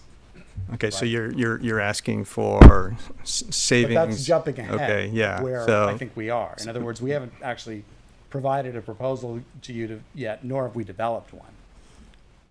But the fact that this ended up being in the town plan, and that other energy and climate committees around the state have implemented this, it's something that we want to take advantage of, since in some places like South Burlington and Montpelier, I feel like they're getting ahead of us, and that's the last thing that we want. So are they taking, like, if they change a light bulb and it saves, I'm using a very simple example, and it Yeah. saves them a nickel every week, and then at the end of the year they have $25 saved up. You want that money? We would like, yes, that we would, or we would want it not for anything other than to continue to do the municipal. So you're looking for an enterprise fund that's fed by fund balance. Right. But again, that's not what's in here today. Right. That's something that we would need to come to you for, and we would Right. have So to. I'm leery. I'm a little queasy about the way this is written. Maybe I don't think I want to give you autonomy to avoid the budgeting process. I just want to make sure that that's clear, and maybe this language needs to be cleared up. Yeah, I there. think how I read it is items 2 and 3 are really getting at the same thing. They're just stating it with different words. So I think reworking 2 and 3 to be the same in concept around, budget for operating expenses, funding source for its activities, also, throwing grant funding in there. I think that would make it clearer that if that's the intent. Yeah, I mean, it may just be a language thing, and then if there's other funding mechanisms you want to talk about, I think that's a bigger discussion. Sure. The other thing around autonomy is in a couple places in here, there's a mention of working with town staff. I'm not sure we can give you the authority to work with town staff, since we don't have that authority ourselves. We can only work through the manager. So there's a comment in here that's struck out that says that you may ask the town manager for staff support. That's the role. That's the way that we have to operate. I don't think I can give you the authority to do something that I can't do. That's totally fair. So I think that language needs to be clearly stated as well. And there's a couple places where that comes up. And I didn't annotate a copy of it to point those exactly out, but there's at least 2, there may be 3 places where work with town staff. Yeah. And there's one sentence that contradicts it and says the commission may request staff support through the town manager, because it's written both ways. But yeah, to Andy's point, a quick question for Andy, really for history. But when the Parks and Rec went to be, self-funding, that was a townwide vote, right? I don't know how the enterprise fund for Pretty sure it is. Parks and Rec was established. I can't remember if it might have been before my time here, and if it was when I was here, I don't recall. We'd have to We'll have to research look at that. The Yeah. Conservation Reserve Fund is one that we did create several years ago. That The did vote, go yeah. to the voters for vote. approval. Yeah. The Cemetery Commission has one Yep. that's very much specific to maintenance of the Mhm. cemetery. We'd have to do thing. some digging. Did that also go through? That may be Don't remember. that may be statutory. We have to look at that too. Yeah, I just used my quick Google knowledge when I was reading through this weekend, and from what I found was that we do not have the authority to make that decision. Period. But that's what I mean. Like Greg said, this is just a review. Yeah. But that's what I found was that the select board does not make that decision. It's this town of Essex as a whole. Yeah, we can have a fund balance discussion every year, but then it's Right. an every year discussion, and you do have to ask every Right. year for that Right. kind of thing, unless we have a policy that says blah blah blah. So But it's my understanding that there's nothing stopping committees from reaching out to do grant writing if they find a grant they're interested in, right? Right. So there's nothing to stop the Energy Committee from looking for grants. I know that Conservation and Trails did that. They did grant writing, and I assume there's nothing stopping you from looking for grants Okay, so as a committee. yeah, we've certainly looked for them. I think the question is preparing and signing them and submitting them. In other words, and maybe that's just an operational thing that we ought to talk through, how we're going to do that. But that's something that I think. What I find is that sometimes when we learn about these, we learn that the fuse is very short, and so one of the things that I think we were hoping to do is to find a way to take advantage of that. Right, and so we have, for instance, the purchasing policy, which was created at least updated, if not created, after the Energy Committee formed. Grants that do not require a financial match, the manager can approve. Grants that require a financial match need select board approval. Right. And so that sometimes there's short timelines, and you know, what we've done in the past before, if we have a really short timeline that requires select board approval, we'll encourage committee staff to submit the application, then come for select board approval. If for some reason you decide you don't want to support it, we can always withdraw the application. But yeah, that's something that if we need to communicate through that, we can do that. Questions? Yeah, kind of just a comment, I guess. But just to that point, aside from the enterprise, I'm sure all of the taxpayers of Essex would be happy if you had a proposal to Greg and said, "Hey, we got grant funding to put in." Nobody pull up the pitchforks yet, but to put in 15 panels up at 80 Upper Main Street, and it's not going to cost us anything. It's going to save the town, which is like $10,000 a year. You have every right to do that now. Just the bigger question of the enterprise is, does the town want to give that money back, or do they want to see the $10,000 come off the property taxes every year and the Energy Committee win from clean energy? That's where I see it in my mind right now. Other questions? Andy? yeah, my last one is there's the requirement that you provide an annual report is crossed out. I'd like to see you continue doing that. I assume that's the part that goes into I'm a little the town's annual report. Yeah, no, that was not. If that, you're right. That is, I agree. That should not have been crossed out for some reason. But yeah, no, I think we've produced the annual report certainly every year since 2017 at least. So yeah, that's something we will keep doing for sure. All right. So why don't we make some revisions and resubmit them, and maybe there's a couple of clarifying points that we'll get through. Again, part of the reason that we submitted this to the Charter Committee is we thought, well, they've got their heads in this. They could provide us with good guidance, but their guidance was go see you. So, It's called passing the buck. Yeah. it's okay. It's all right. Yeah, so I do want to open space for public comment if there is any. So if there is public comment, come on up. Come right up to the table so folks online can hear you. Thank you. Maybe I don't understand this, but Identify yourself, I think the please. difference. Identify yourself, please. Oh, Sharon Zukowski. Thank you. Sorry.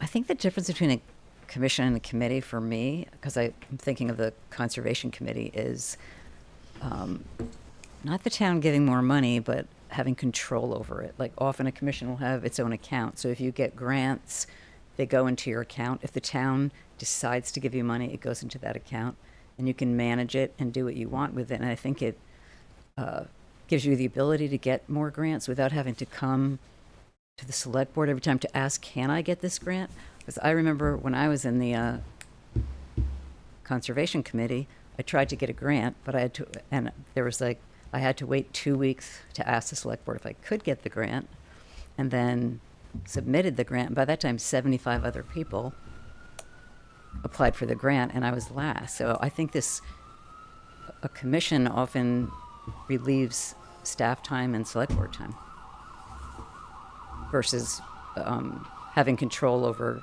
I don't know if that's right, it isn't having control over the town budget. It's getting money that the town, doesn't cost the town anything, and being able to manage it yourself. Am I understanding that? I think that is a conversation that could be had. I think a commission would have the authority to do that, but only because that's what we think that commissions do, not because there's any legal Well, definition. and it's probably different with your committee, but like the Conservation Committee, if it became a commission, it could control money, but Possibly, yeah, but I think it goes back to this But point probably we're yours- talking about with the cemetery commission and Yeah. the He- independent. statute is different for It would each. depend on, sorry, Greg, I know you Hmm? had your It hand up, but depends on the it would state depend statute. on what authority is included in the charter And the state based authority. on what the select board would approve, Right. from what I understand. Right, I just want to emphasize, because I had some staff look into this quite a bit and try to figure out the legal, statutory in Vermont definition Right. or difference between a committee and a commission. And in essence, there is none. Interesting. There is some statutory stuff where, planning commission, our earlier conversation, a planning commission is very much responsible for these things. The development review board is very much responsible for these things. There's a conservation commission in statute that's responsible for these things. But beyond that, there's no guidance, so it's kind of semantics. Once we get into applying for grants, requesting funding, spending money, we're gonna get into the budget process, the purchasing policy, a lot of the checks and balances that we have in place, whether it's a commission or a committee. Gotcha. Thank Thank you. Good luck. Yeah, thank you. Other public comment?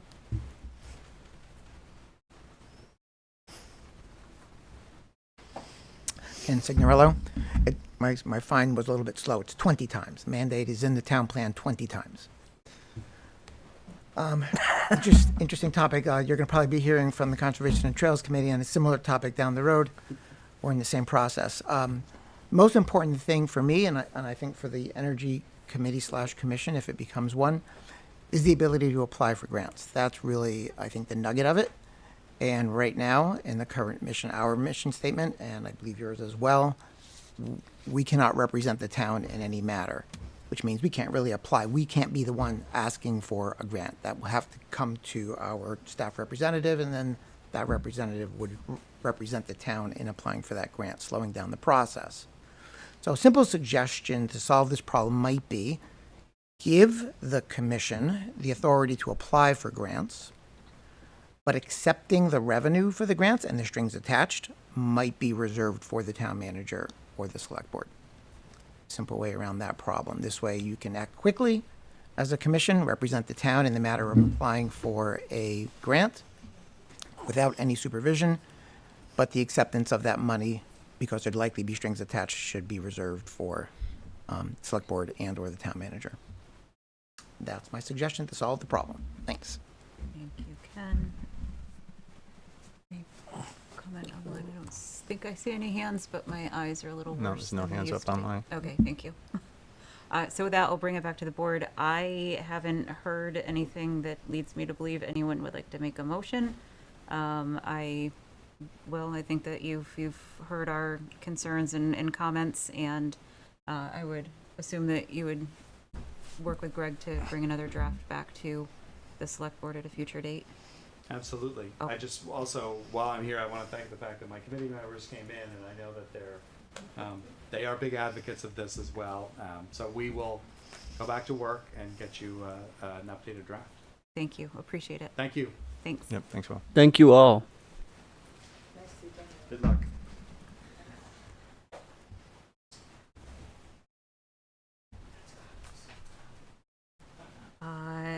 Next on our agenda, we do have a discussion and an item that is flagged for executive around Conservation and Trails Committee recommendation. Was there any discussion that we would like to have, or do we want to save that for executive session? They have more information to present. If I may Yeah. chime in, you can certainly discuss, we've already discussed this somewhat in open session. I think if we start to get into some of the details and purchase price and some of the next steps, you might want to go into executive session. In the public packet, we talk about just some updates, some of the work that's been done. The staff has met to discuss with some of the Conservation and Trails Committee members next steps. Conservation and Trails Committee has spoken to a local realtor, met with representatives from the Winooski Valley Park District. Andy has some insight about options or other options that are possibilities. We've reached out to the Vermont Agency of Transportation. We're still waiting to hear back from Act 250 and the local approvals for the planned unit development, the homeowners association, and impacts that this might have on existing permits. We might also want to get an appraisal if you want to move forward, and so we can provide more details about some of those things in executive session if you want, but that's the quick update, and we do have a member of the Conservation and Trails Committee here who might want to chime in. In the public. Yes. In the public. Hi, Ken Signorello. I'm the chairman of the Conservation and Trails Committee, and I think Greg has summed it up nicely. He very quickly responded to the select board request to look at this, and called a meeting. All the things that he said happened. The only thing that I can add really is that the meeting with the Winooski Valley Park District indicated that they would be interested in partnering possibly or eventually purchasing the property themselves, provided we first did a feasibility study. And they referred me to, that would be a feasibility study for putting in some kind of a human-powered ramps or stairs. And they suggested the Vermont Housing Conservation Board, who apparently does grants for such things. So we're going to take a look at that. Of course, we cannot apply for that grant ourselves. We will certainly ask staff to do so on our behalf. And that may pay for the feasibility study. Given the feasibility study, I think you would know whether or not it would work for a boat launch. The only other thing I would say is that we were asked also to review the conservation fund policy, which we did, and learned that the policy requires an application process. There's a form, apparently, which we did not know. Apologize for that. So you'll see in your next packet, I guess, I submitted it today, a form to use conservation funds to purchase this property, regardless of whether it can work for a boat launch. So you'll have that as well. So there's a formal process with the conservation fund, and we did not follow it. Sorry about that. Nevertheless, we tried to make it right, and you'll get that shortly. In fact, I think maybe you already got it today. I think that's all I have to add. If you have any questions at this point. Why do you want the land if you can't use it for a boat launch? It's unique. First of all, it's both next to the river and the road.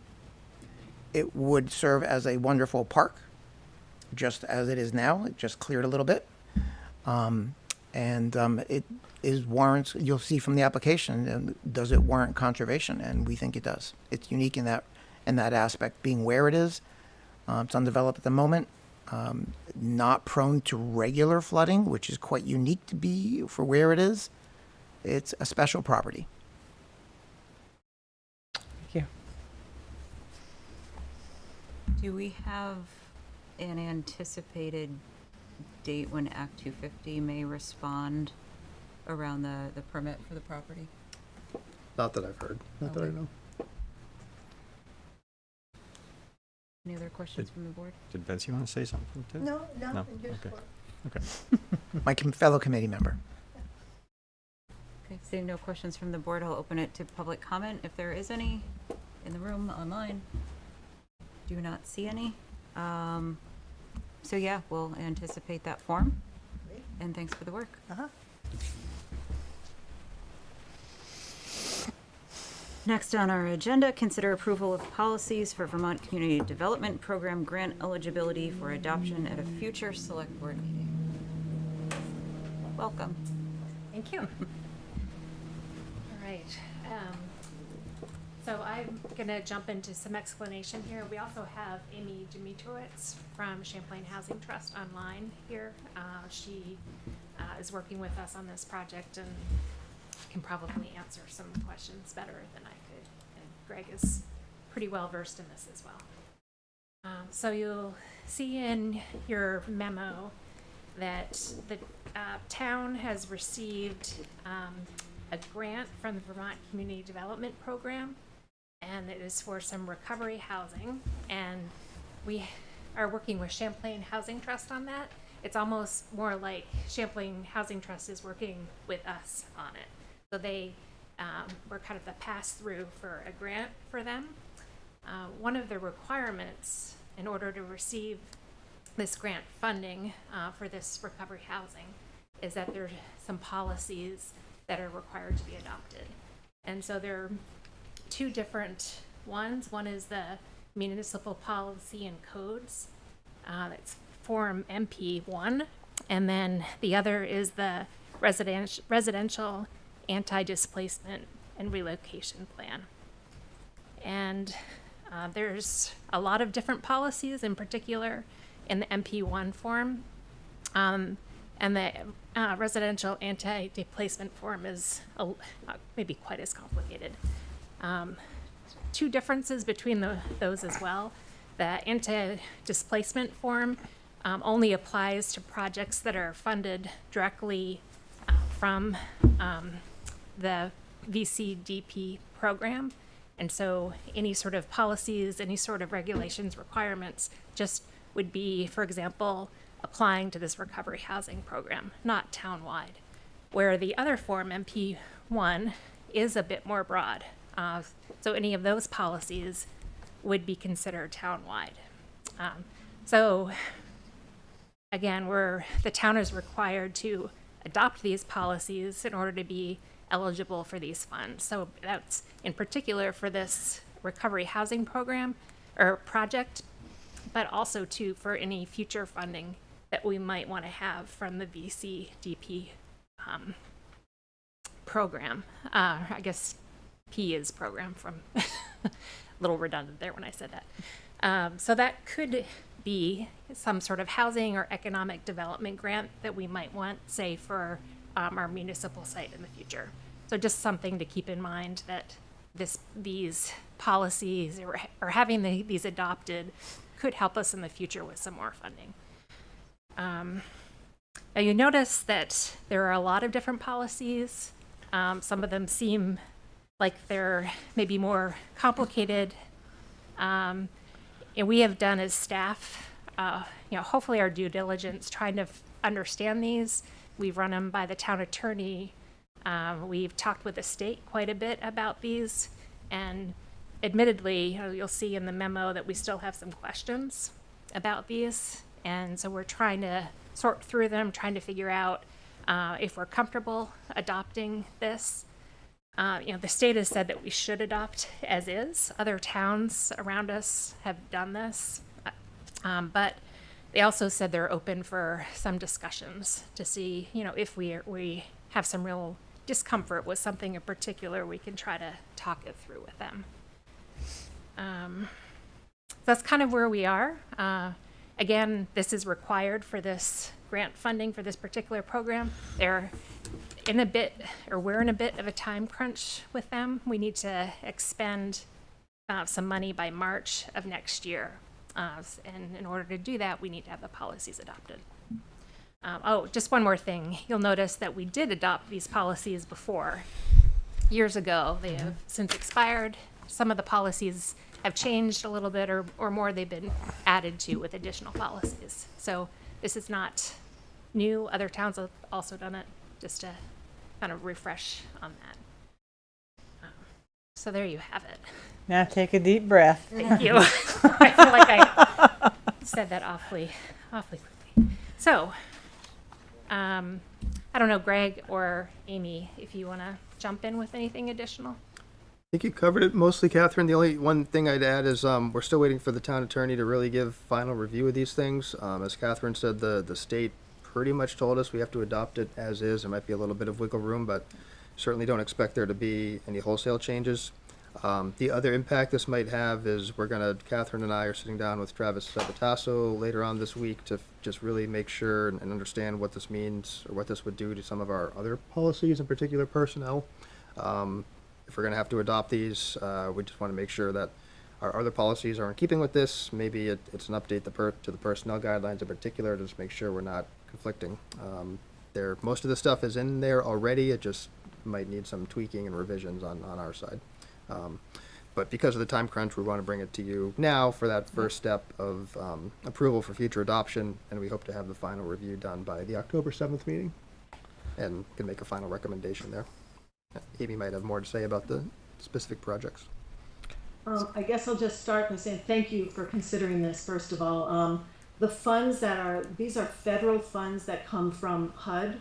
They come to the state. They get, the state gets about 11 million annually in these CDBG funds, Community Development Block Grant funds, and then they've gotten an additional 5 million in recovery housing funds, and they expect to get more funds.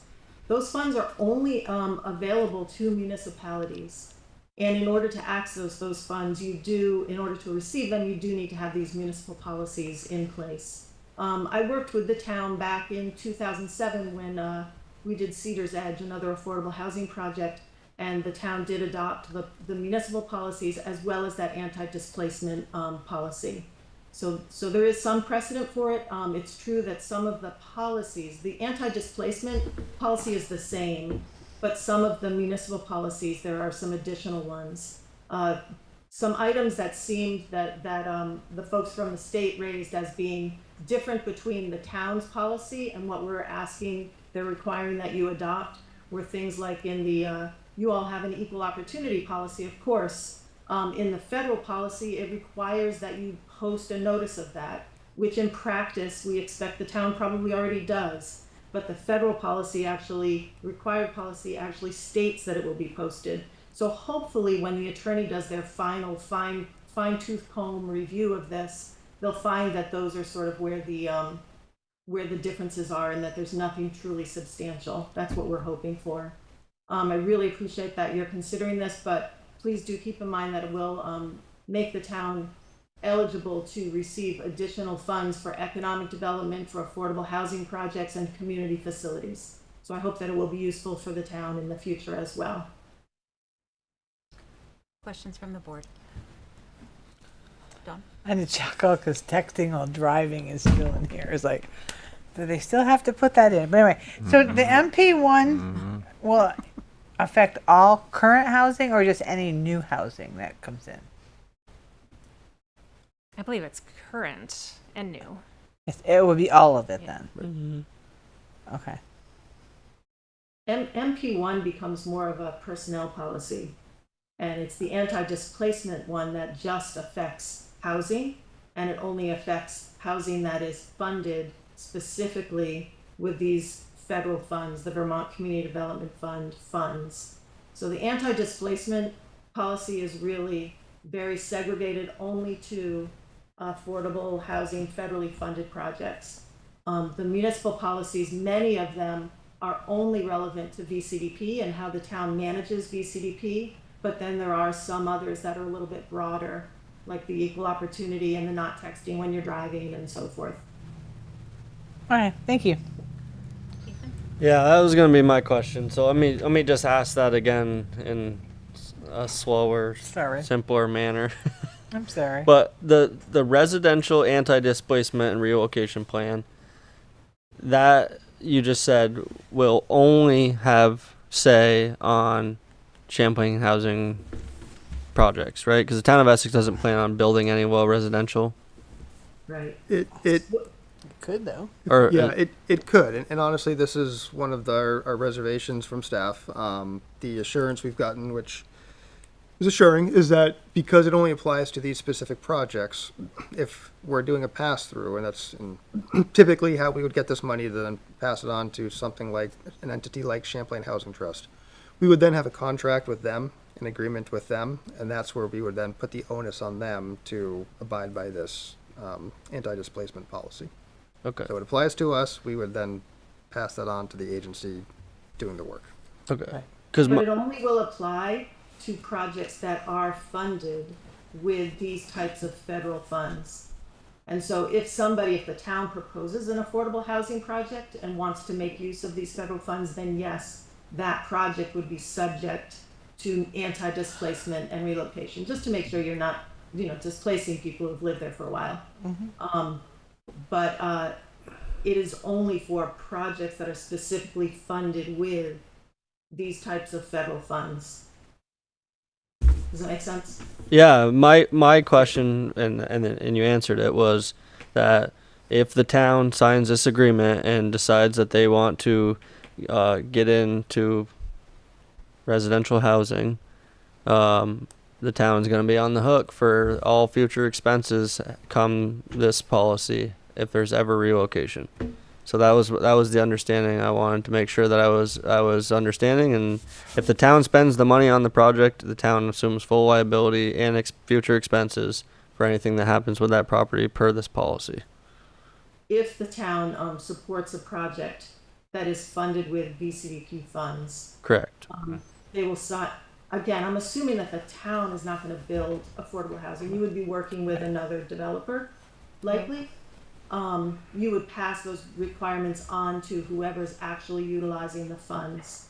And there's actually, we've done a number of projects that do involve some level of relocation, and it's quite complex and regulated in terms of how we approach it and how we calculate what the payment is to anybody who's being relocated. And so any project that's using federal funds will have a very detailed plan about how to deal with any required relocation. That includes whatever the calculation of whatever required payments are being made. And that all gets calculated before a project actually gets started. Just for exactly that reason, that concern you're raising, to make sure that that requirement is carefully followed, and that all expenses are already anticipated before the project moves forward. Other board questions? Seeing none, I will open it up to public comment. Should there be any in the room, online? No hands. I do not see any hands, so bringing it back to the board. I make the motion that the select board approve the municipal policies and codes and residential anti-displacement and relocation plan, required policies for the Vermont Community Development Program, grant eligibility for final adoption at a future meeting. Thank you, Dawn. Is there a second? I'll second that. Thank you, Andy. Is everybody clear on the motion? Yeah, I just had a question about why they're not separate, but that's all. Because they need both. So you need both of them in order to get the funding? Yeah. How much is the funding? 25,000. 660,000. 660,000. Yes. And there's a plan to use that funding by March. We have to spend some portion of it, not all of it, but yes, we hope to begin construction by end of October, early November. And that housing's in Essex. It's at the fort. It's a recovery housing project. It's been partially occupied. And there's one vacant building. We're going to begin renovations in the vacant building. Okay, there's a motion on the floor. It has been seconded. All those in favor, please signify by saying aye. Aye. Aye. Opposed, nay. Nay. Kendall, I was unclear. Yeah, that was no. You were no? Okay, motion carries 3-2. Thank you. Thank you. Thank you. Oh, no.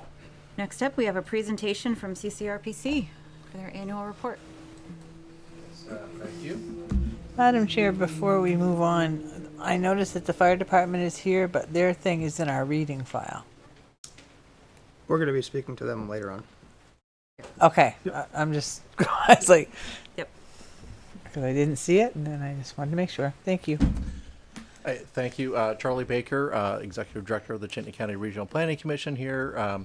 And with me is our new planner, Maya Balasa. And I'll get to why she's here with me in a few minutes. I've got kind of my typical annual report in your packet, and there's a new document, a summary of the Act 181, which was the Act 250 bill that passed this spring, that we want to spend a little bit more time to give you a little bit of heads up on some process that's going to happen over the next the coming months. With that, I'll jump into just reviewing the annual report, and happy to get any feedback on that. But the first page of the report gives you background on the Regional Planning Commission and our board and how we leverage about $500,000 of local dollars to bring in $5.4 million of federal and state funds into the region. And then your representatives on our various boards and committees. Thank you, Andy. Thank you, Tracy, for being on our board. And certainly to Aaron and Catherine and Annie and all the folks on our committees. Really appreciate it. On the second page are specific things we did with the town of Essex last fiscal year. I'm not going to read all those, but just some things on your bylaws, on stormwater, brownfields, some technical assistance items, traffic counts. Also, a little note on older adults and persons with disabilities transportation program. You had 112 trips last fiscal year. And I'll just pause there to see if there's any feedback for me, because this is really a customer service call. We want to make sure we're providing the services to the town in the way that you expect. But any feedback on any of those projects that we did with the town? Questions? Yeah, I got a question, and you may have gotten a preview of it. I hope you did. The O&D transportation program, we're going to listen next to Cmte talk about service cuts and the fact that, and I don't know, one of the questions I'm going to ask him is about the impact to SSTA. I don't know if that group is your program is aware of that, how and has been engaged in that, or. Yeah, and Clayton will have a more in-depth answer, but there is a potential for some impact on the ability of some residents to access services if fixed routes go away. And Clayton can give you more detail, I'm sure, about the federal rules that say they have to give ADA trips within, I think it's a quarter mile of fixed route transit. So if those fixed routes do change, it may have some implications, and I'll let Clayton really answer that question from a more knowledgeable standpoint. And so the 112 trips that are discussed here, what are those? Are those individuals going? You've got a separate program than SSTA that's. This is SSTA. This is SSTA. Yep. Okay. Yep. Okay, so that's what our $39,716 pays for. Okay. That information at a depth I don't have. Yeah. Okay. Okay. Okay. Yeah. I guess that was really part of my question. Is this is not a separate thing than SSTA? We convene SSTA and the other funders, towns, like quarterly in a quarterly meeting. Okay. To kind of talk about those services. I've seen these things called neighbor rides or something like that too. That's not part of your. Probably not that I'm aware of. Okay. Okay. I just wanted to make. And I'm saying not that I'm aware of because it's possible that somebody's has done some rebranding that has passed onto my radar. Okay. So okay. I do not know. Right. Thanks. So it says you do all these reports and checking for various groups here. Who gets these reports? Are you referring to this report? Well, it says in here, I don't know, for example, you did a brownfields program, study on 104 Center Road. Who got that information? So that's usually done at the request of a property owner that is concerned that they may have some So then you give it to the contamination. property owner? Yep. Yeah, it's really to help the property owner Okay. in their acquisition and typically redevelopment process. And then like when you do traffic counts, that goes to... Typically the town or VTrans. Okay. But and typically that's just going kind of online and is available, but we're typically doing traffic counts where the town has requested us to do counts. Okay. Okay, so then like public, okay, thanks. Yep. Yeah, most of these things are either at the request of the town or a state agency, or the brownfields is a little different because it's the individual property owner. Okay. Yeah, thank you for asking that. The third page starts with some projects that we have in this year's work program. The Lower Sand Hill Road truck traffic study, active transportation plan, and some more stormwater inspections. And then following that is a list of projects that you have in our transportation improvement program, which mirrors the state's capital transportation program. And our board needs to approve these projects for the state to be able to use federal transportation funding on these projects. So I'm not going to review all these. You guys have probably heard more about these than I would know anyway. But you have a long list of projects that are in the capital program. So to that, I will say congratulations, and hopefully they're moving along. Thank you. And the last section are a pretty long list of projects that we do regionally without regard to any specific municipality. Starting off with our regional plan, which we've branded as the ECOS plan. A little note in there, we started doing some engagement, particularly around underrepresented communities. But with the changes that have happened in state law, particularly in Act 181, we've had to stretch out that timeline. And I want to come back to that at the end with that final 2 pages that I gave you. Other things that we have been working on been equity issues, housing issues, energy planning. Glad to see you're working with your energy committee there. Walking, biking, clean water, emergency management, and happy to take any questions or feedback on any of those topics. I just have a quick question about the Lower Sand Hill Road truck traffic study. The $50,000 there, do you feel that that's going to be enough for let me make sure I say this correctly. I'll probably say I don't know. So or you don't know. A more loyal response, I'll say it depends. We're working on it. Yeah.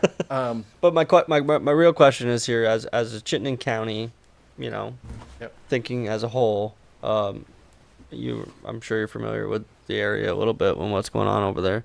Yeah. Part of the truck traffic there is a what I would call essential food distribution, produce distribution hub.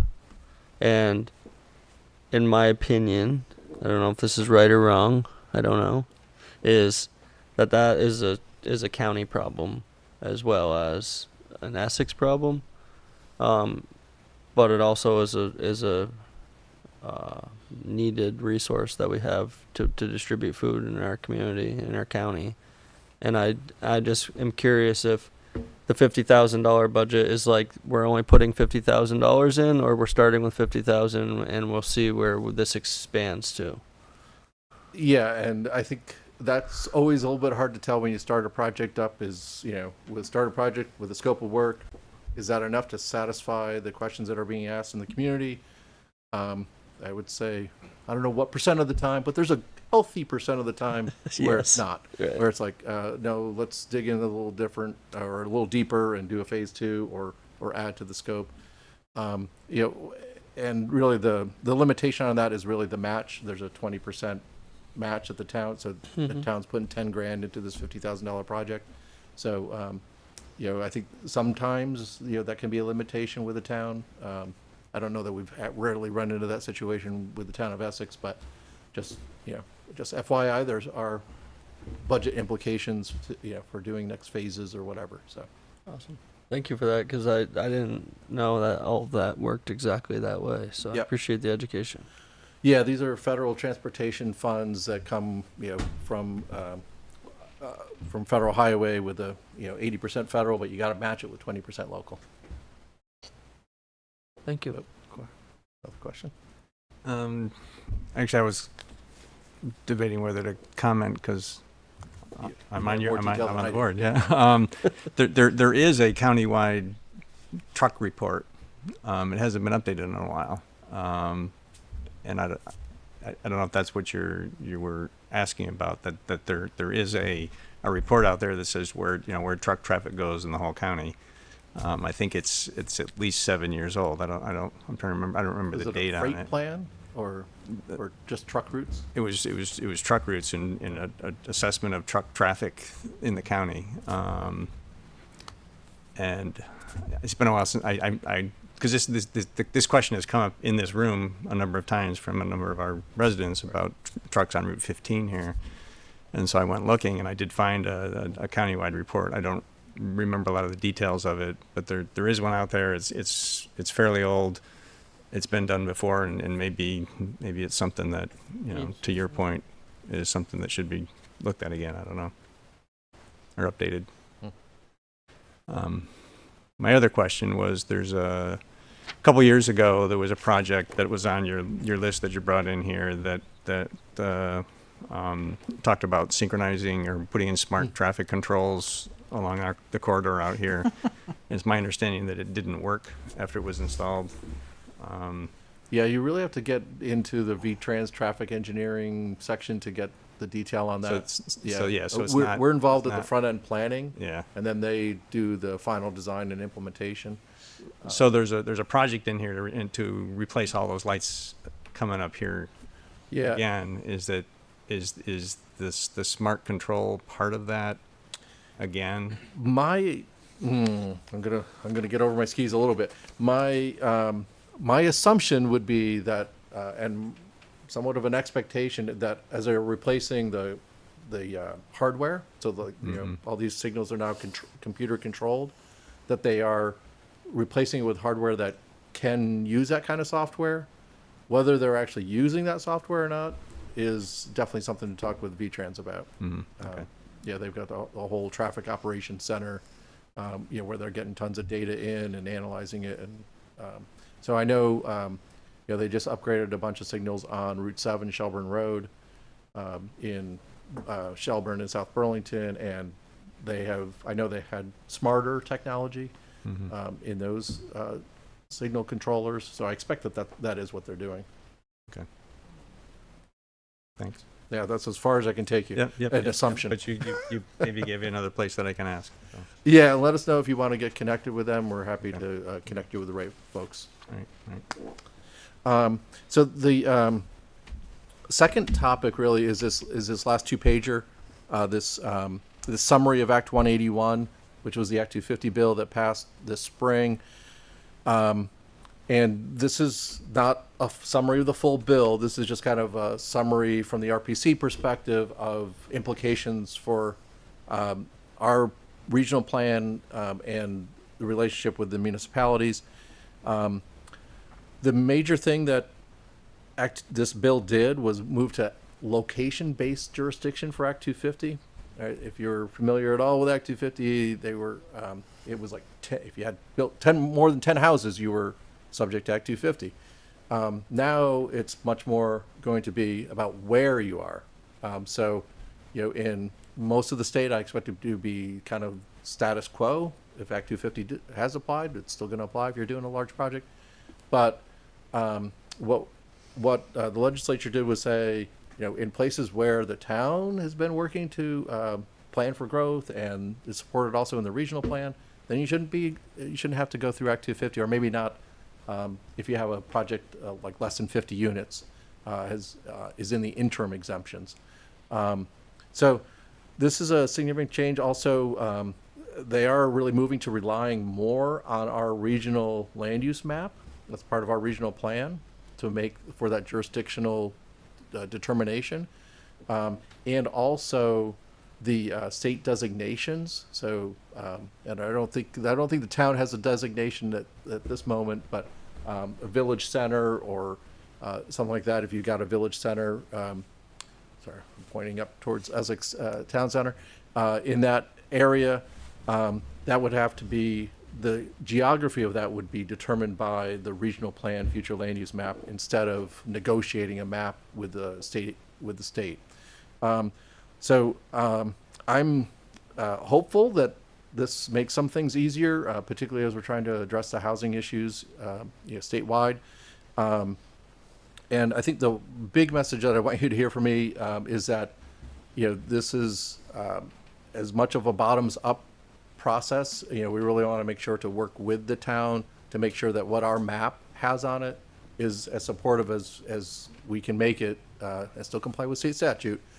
So that we continue to support you through this process and make sure the map works for you. So I say that as an intent. It doesn't mean there won't be some rubs that we need to work out, but we wanted to make sure the select board was aware of this process, that we need to update our map, work with the town, and make sure it works as well as possible for the town. There are other requirements in the law about engagement and environmental justice that we need to do, which is more focused on what they call environmental justice focused populations, which are defined in statute. And also we have to do an analysis of environmental benefits and burdens of the future land use map. So we don't really know how to do that yet, but we will figure it out over the coming months. Come on in, the water's warm. We don't know what it'll be like, but the other major aspect beyond the map is also in this paragraph halfway down, is that there are also housing targets coming out from the state. There's going to be, in the next couple, 2-3 months, the administration is going to publish a statewide housing target. Target sounds a little maybe more onerous, but I think it's a housing goal. So there'll be a statewide, they're going to give each region a housing goal, and then they've tasked us to work with our municipalities to disaggregate it so that each municipality has a housing goal. There's been language similar to that in statute for a long time, but it has never been really effectuated.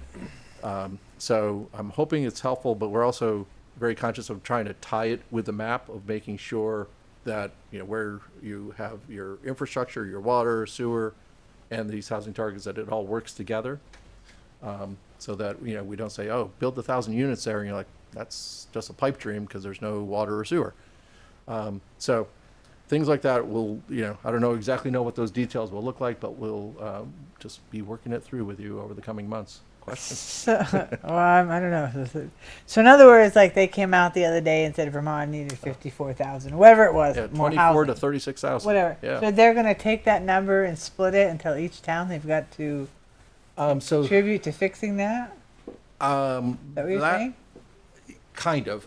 That number is coming from the housing needs assessment. Right. And was the estimated need for the next 5 years. This goal target number is going to be more tied to like a 25-year time frame. So it will kind of incorporate that. But I think, let me just put it this way. Building 24,000 units in the next 5 years would be almost 5,000 units a year. We're only building 2,000 units a year. Right. So I know that's not a realistic 5-year target, but maybe it's a 15-year target or something on our way to the 25-year target. So it's related, but not not exactly the same. And then on the second page of this, just wanted to give you a sense of the process that we've at least sketched out so far. We divided this engagement into 6 phases. Phase 1 is doing some internal work, which we are continuing to do. Phase 2, this is really the start of phase 2, which is letting the select boards know that this process is coming.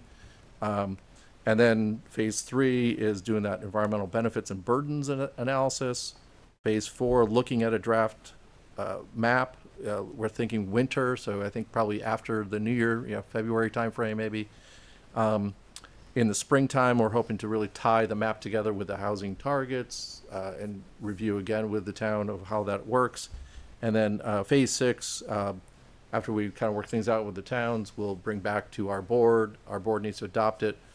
The other thing, as part of our regional plan, the other thing that the legislature did was put in a new process where right now our regional plan kind of ends with the Regional Planning Commission vote. Now we have to actually send our regional plan to the state, to a land use review board. You may have seen advertising seeking people to volunteer to be on that board in the last couple weeks. But our regional plans all now have to go to the land use review board for review and approval at the state level. And that's where the kind of Act 250 jurisdiction determinations, like exemption areas, will be determined at that board. and also the state designations will be based on our map, but that board is actually kind of making the decision about where the designations apply and where the Act 250 exemptions would apply. So happy to take feedback. And also, I guess one primary question, if there's any groups or entities in the town beyond the select board and the planning commission that you feel like we should really spend some time with as we're working on maps and housing targets, you don't have to. It's not the last time we'll talk about it, but if you have any groups that are on your mind that we should make sure to talk to, please feel free to let us know. Sorry, that was a whole bunch I just dumped on you there. It's okay. Questions? Maybe I should go before you think of anything hard. Yeah. Do we want to open it up for public comment? Sure. Any public comment on CCRPC annual report? I see none. Up, Ken? Very quick, you asked a question, who should you contact? The Housing Commission. Thank you. Got it. Got it. And thank you very much. And yeah, and if you do have other groups or organizations, yeah, and we're kind of trying to figure out what it means to engage with marginalized or underrepresented communities and environmental justice communities. So if there are groups in town that you feel like don't typically participate or something that you want us to try to give a stab at trying to do some engagement, let us know. So Great. thank you so much. Really Who's appreciate your it. friend? Be in touch. I'm sorry? You were going to introduce. This is my. Did I not introduce you? You said you You're going to bring up You told us her name. told her name, but she said we'll talk more about her she's later. the staff planner assigned to do this land use mapping and housing target work with the town of Essex. I'm sorry. Thank you. I was in such a rush for you to get back on your agenda. Thank you. But so she'll be working with you, and so we wanted to just introduce her. Awesome. And, Welcome aboard. yeah. Thank you, Carly. Yeah. Thank you so much. Appreciate it. you.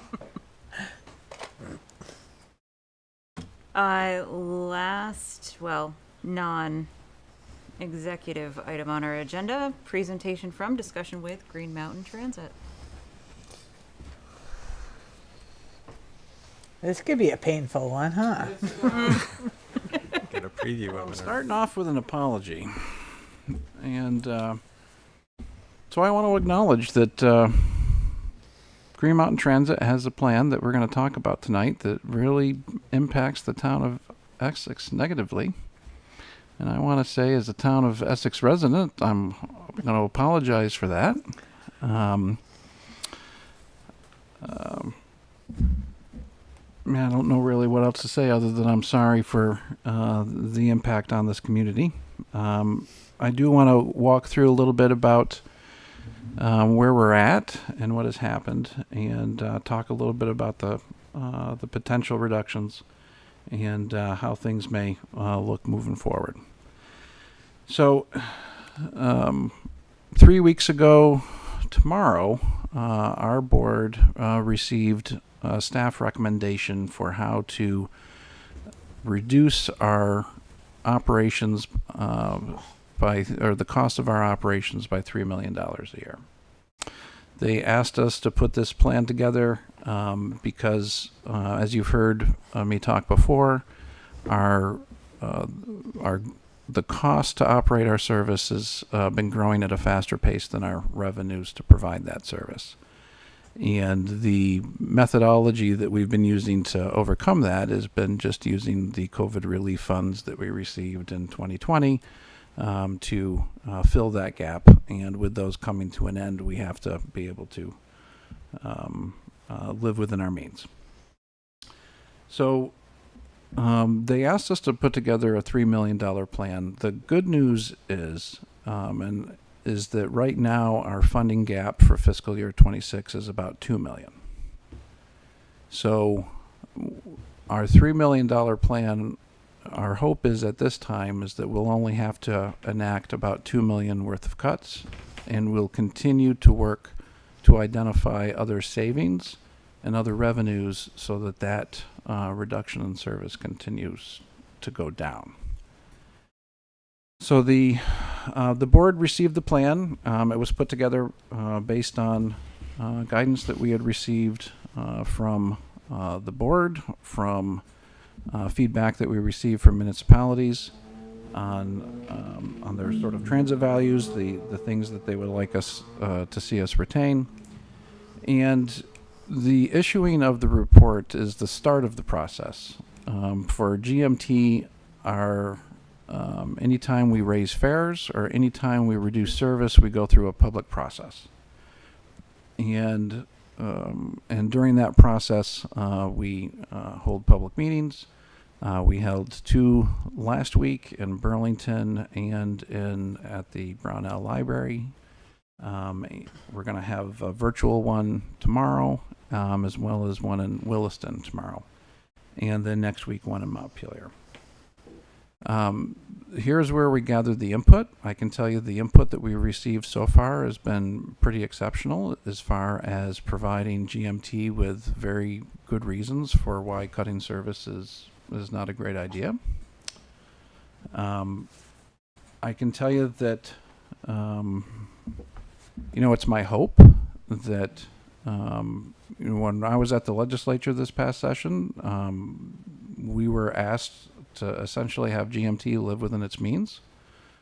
We were asked to do that when that did not have specific service cuts, presented to the legislature. It was just, hey, we know that we'll have to have service cuts if we don't get more money. And our impression is that now that we have a list of potential service cuts, that we've been contacted by legislators who are concerned. And our hope is that when we come back to the legislature next year, that there may be a sort of different response from them. But we recognize that to get to that process means making a lot of people uneasy and worried about what the future holds for them.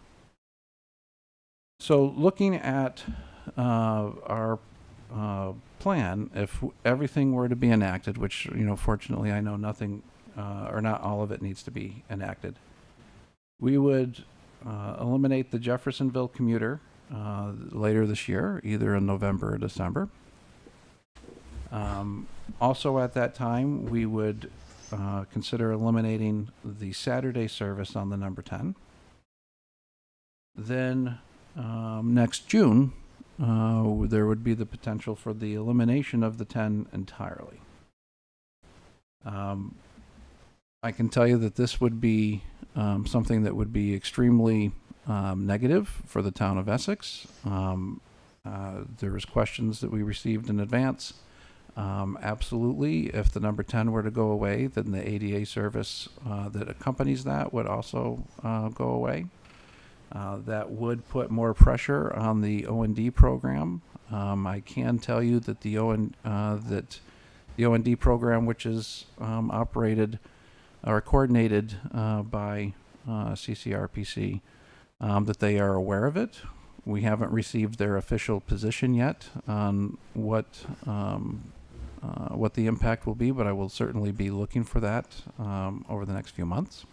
Oh, I should say that November 15th is when our legislative or our plan to the legislature is due, and so we will have more definitive answers about the potential service reductions by then, so that we can include those in our legislative report.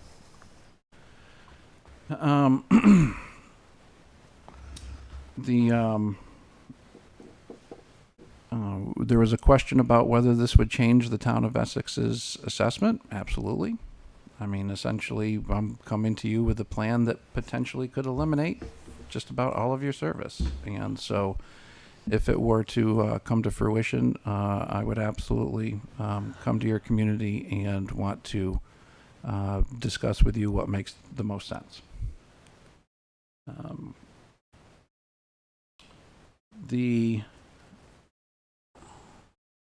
We are not anticipating any changes at this time for the senior van that you all use very effectively to limit your ADA costs. So there's nothing that, our service reductions would not impact that. And we would certainly be willing to partner with you on and continuing that if you wanted to try to expand that service to see what options are available there. I also know that there was interest expressed in having a Town of Essex focused public meeting, which I think for the circumstances makes a lot of sense to me. Representative Dodge, who is on the Transportation Committee and happens to be one of our legislators, has also asked me to do this, and I would love to be able to, on the week of September 30th sometime, be able to have that. And I will continue to coordinate with Greg and about when and where that should be at that point in time. So, you know, the crystal ball gazing is very difficult. I would like to be able to stand here and provide you assurances, but I'm hesitant to do that just because, you know, I don't control how the legislature is going to respond. My impression is that that when people see and hear about the specific impacts, that they're going to want to intercede, and that's my hope.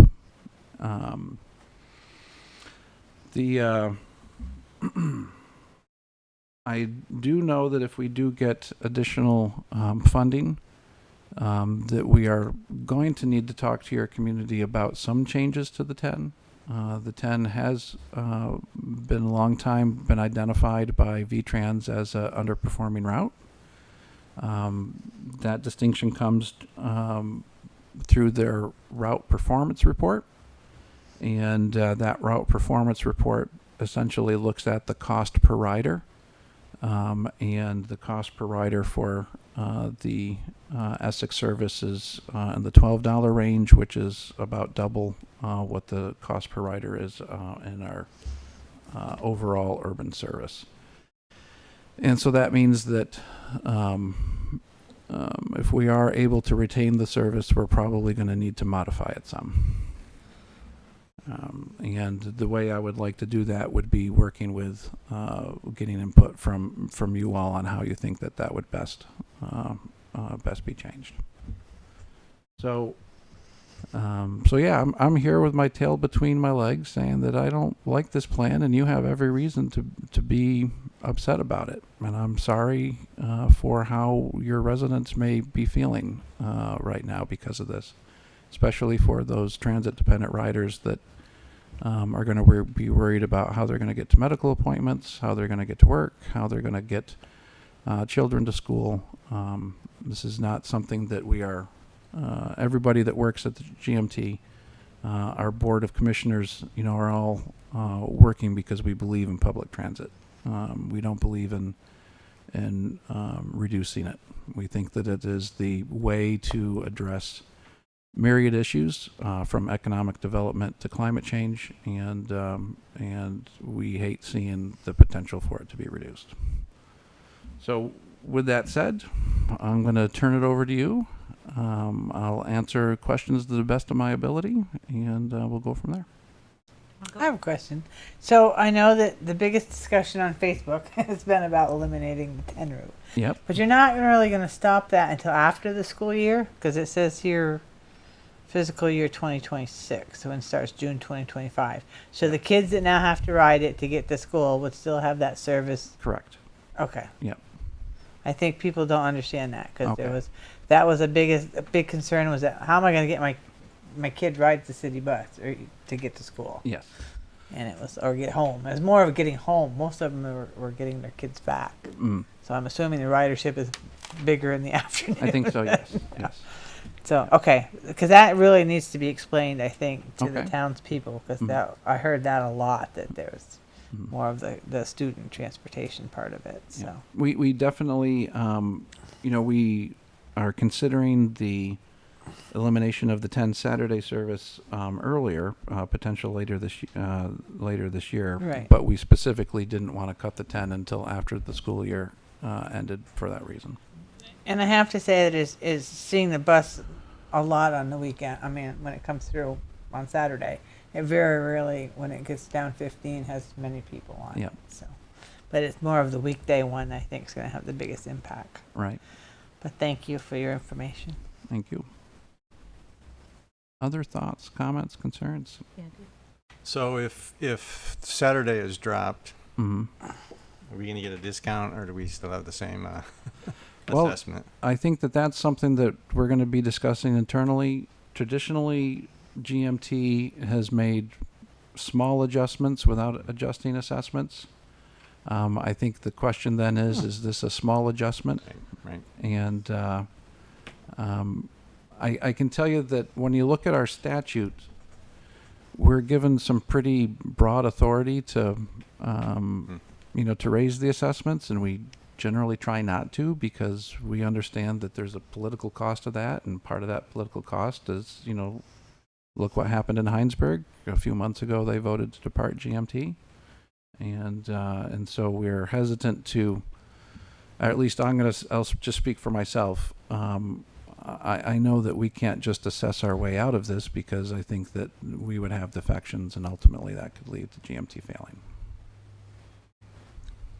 Then my other question is, in about 7 weeks, we have our first FY26 budget meeting. Yes. And it sounds like we're completely out of sync with your knowing whether or not you can get additional funding. Unfortunately, yes. And so that's a concern for us because it's $71,838. Absolutely. And I can tell you we have the unfortunate reality is that we're probably not going to know until the T-bill is signed into law, or at least passes both houses. Then we will assume the governor won't veto it, but that could be April, right. Late April, right. before we really know what our funding levels are, and really that's what scares us about this plan, and also why we have to do this planning so far out in advance, because if we waited until April, before we started reductions, then we'd lose half of fiscal year 26 to enact those reductions. And so the timing makes everything so difficult for all of us, for having to tell you so far into the future, what your costs will be. We will have already approved our budget long before that. Right. So, and I guess what I would... Hopefully approved it before that. Yeah. Or made a decision. Yeah. Yeah, and that was going to be my question as far as whether there's anything included in a budget adjustment Mhm. that could be made ahead of time, or if this would wait for the legislative session to play out. Mhm. Well, I think that ideally it would be wonderful if the legislature took action with their budget adjustment that would be happening in the February timeframe. I don't see us having a revenue source outside of the legislature that would, be able to prevent these reductions, and so unfortunately, that's going to leave us, waiting months. There's no federal transportation dollars available. There is not. We asked. I can tell you that urban transit agencies across the country are in the same fiscal cliff problem. We've also considered, whether we wanted to do a congressional approach, but again, operating is something that I shouldn't say again. I didn't mention this. This is my second presentation tonight, and so I'm having a hard time keeping myself straight with what I've told you and what I've told others. The congressional offices generally don't have a whole lot of ability to assist with operating, and this is an issue with operating funds. So, for example, one of the things that we've gotten questions on is, hey, I thought you just bought electric buses, and we did. And if I could trade those electric buses in for operating funds, I would. Not that I don't love new buses. But they're just fenced funds that can only be used for capital expenses. And for our electric buses, it's a program that can only be used on electric buses. And so the congressional offices and the FTA are great when it comes to those capital expenditures that are one-time only, but not ongoing. Yep. Thank you. Yeah, so even if there's action in February, we need to warn by the end of January, so we're stuck. Right. Okay. So, I mean, I guess what I would hope is that that you all would consider keeping the funds in your budget, and if you and hopefully that service will be there for you to pay for. And if it's not, then you would have an extra $70,000 to use, somewhere else in your budget.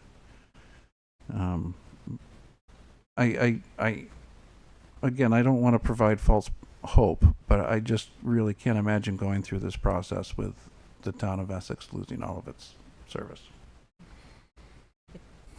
Does seem, though, is like the number 10 going away in November, December. I think your question is still pertinent around the current fiscal year, which has impacts on next fiscal year, as far as,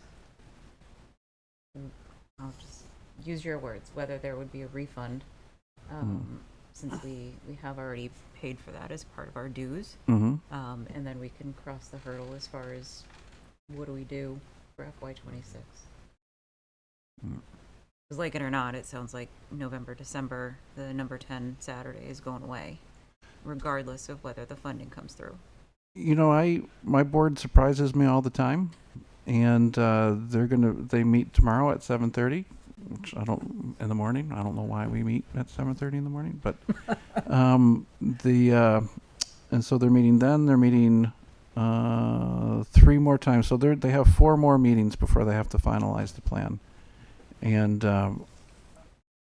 they're volunteers, and so when they see and hear some of the public feedback that they're getting, I wouldn't make any assumptions about what they are going to be approving there.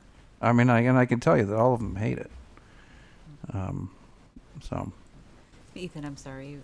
Oh, you're good. I wanted to know if we were going to get a refund or if we just don't write the check. Honestly, if you plan on giving us the money back, I'd be for it. If you tell me that there's a chance that there's gonna be no bus service and you're gonna take $75,000, we'll take $75,000 and pay elsewhere. I don't know. I just, in my mind, that's my method in my head. Yep. And then the dire question, part of it's my own curiosity, and part of it's a lot of people that have speculated and wanted answers, and I haven't seen any statement on it.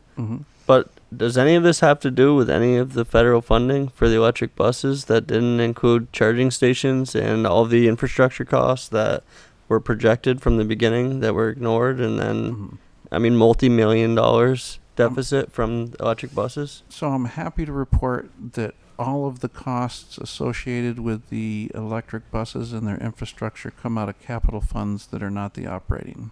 And so this is not the electric buses that did not create the crisis.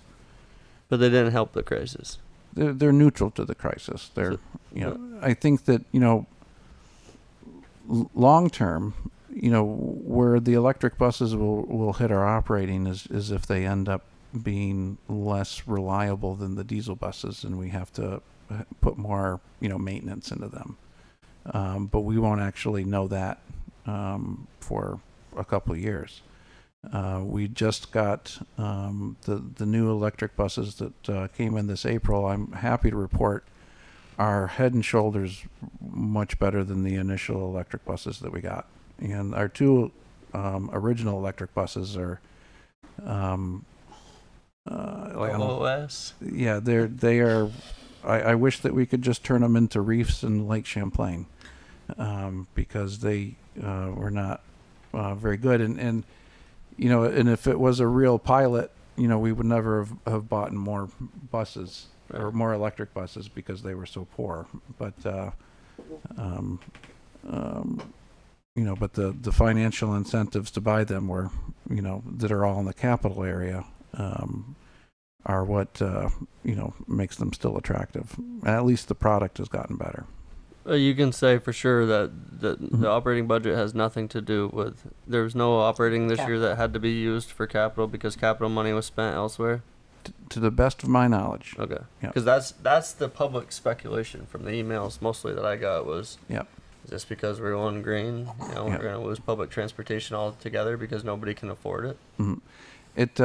I can tell you that if the funds for the electric buses were not separate, I would have never been interested in pursuing them, because you know the electric buses that we got this year, the 5 we got, I mean, that cost us $8 million between the buses and the infrastructure.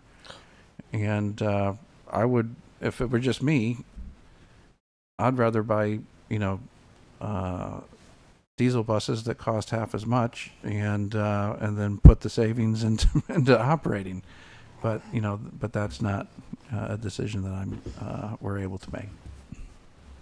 So, I hate to do that to you, but Mhm. did you just tell me that we lost some revenue from having electric buses? No, what I'm saying is that I wish that I could use that capital, Yeah, you know, for yeah. operating.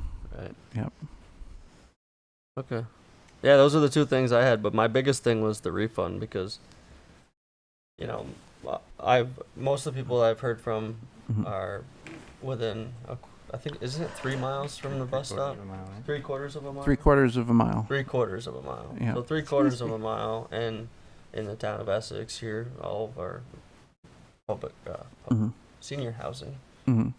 conveniently has a bus stop next to it. Yes. As you know. Yeah. And I know that was that the major concern that I had heard from older residents in our community was Mhm. who's going to pick me up. Yeah. The Essex Senior Bus. So this might be more of a question for Greg or a follow-up. You mentioned Heinsberg voting to leave, and I assume that we can't, we can't, this board can't decide to leave. It has to be a vote of the town. The select board can vote. Okay. Yep. Okay.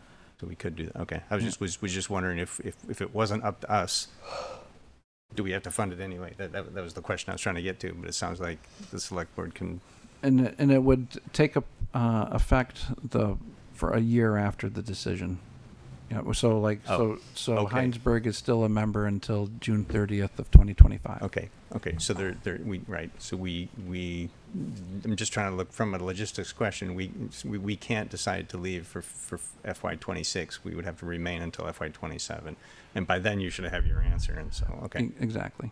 Okay. So Yeah. that's an interesting. Mhm. Is point it just one fiscal year in advance? Yeah, and I can't remember if it's 12 months or if it's effective at the next, but I can look that up and get back to you. Yeah. Okay. Yeah. Mhm. Just so we understand if there's a. Who knew that a year could have so many different meanings, right? Yeah. Oh yeah. Right.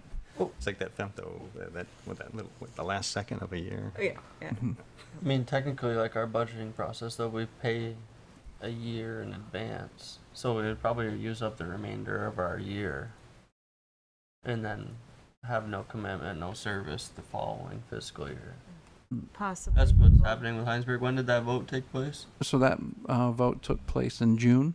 In June? Yep. And then they provided in July their fiscal year 25 payment. And we are transferring their service to Tri-Valley Transit, hopefully October 1st. And if that happens October 1st, essentially, they're going to get the prorated remainder of Heinsberg's, the 75% for the year, since we provided for the 25%. Yeah. I will tell you that, Heinsberg had the advantage of the route that was running through their town was co-operated between Tri-Valley Transit and GMT. So essentially, they were just able to say, well, we're going to just get it all from Tri-Valley Transit, where you all don't have another agency that's Fair. operating Right. adjacently, so that puts you in a more difficult spot. Any new questions from the board? Kendall? I would just say that I agree with your technique to get the people behind you, because that's liable to be the only thing to move the legislature. I wish that weren't the case. I do want to allow for time for public input, public comment, if anyone here or online does have public input. I'll just say, looks like Paul Boney just joined. He's our representative to Green Mountain Transit. He had hoped to be there tonight. Something came up. Looks like he did just join, so I'm not sure if there's anything you want to ask him or Paul, if you wanted to speak up.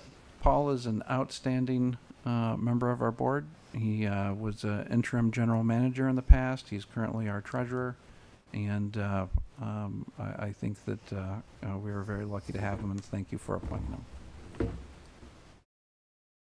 Thank you, Paul. Sorry I couldn't be there. All right, well, thank you, Paul, and thank you, Clayton. Thank you. And we'll. Sorry. Good luck. We're sorry you're in that position. Yeah, really. Yeah, we'll be following along and also look forward to hearing about the potential Essex meeting the week of September 30th. Hope to see you all in a couple weeks. Thank you. Thank you. Thanks, Lynn.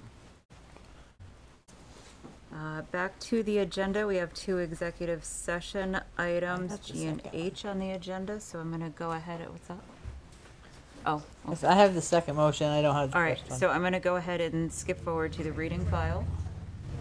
For any board member comments, I have one. go for it. Make sure we go to Explore Essex Saturday from 10 to 3. But then there's a free community barbecue down the road at the church, and then go on to the Firefighters Association barn dance. It makes one whole trip right down Route 15. And I would just encourage everybody to participate in all 3. And I'd like to thank Tammy and whatever committee did Explore Essex for all their hard work, because it looks like it's going to be an awesome day. Yes. Thank you.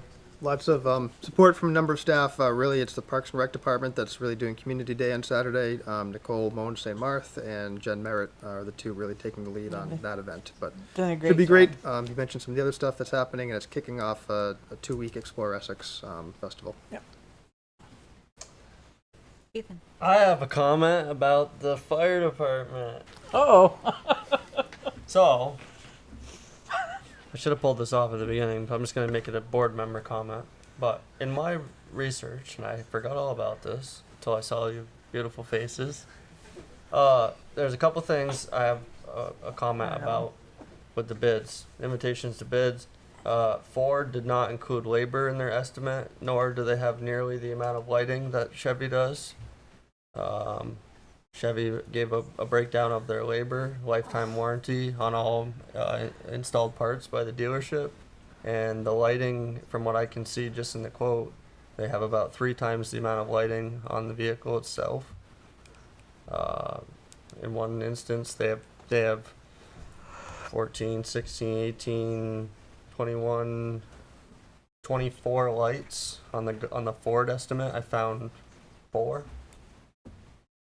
There's just the quotes are not comparable, and I wish I would have brought this up earlier, but that's my comment, and I'm gonna be voting no on the reading file today. There is no There's no vote. vote. Sorry, there's nothing good. I missed the ball there, but those quotes are terrible, and I think it's a terrible decision. Thank you for your board member comment. I'd love for you to spend more money. Andy. The Vermont State Cannabis Control Board is having a municipal roundtable on October 8th. I think it's at 11 a.m. It's online. I don't think they have it in person anywhere, but it's a Zoom meeting.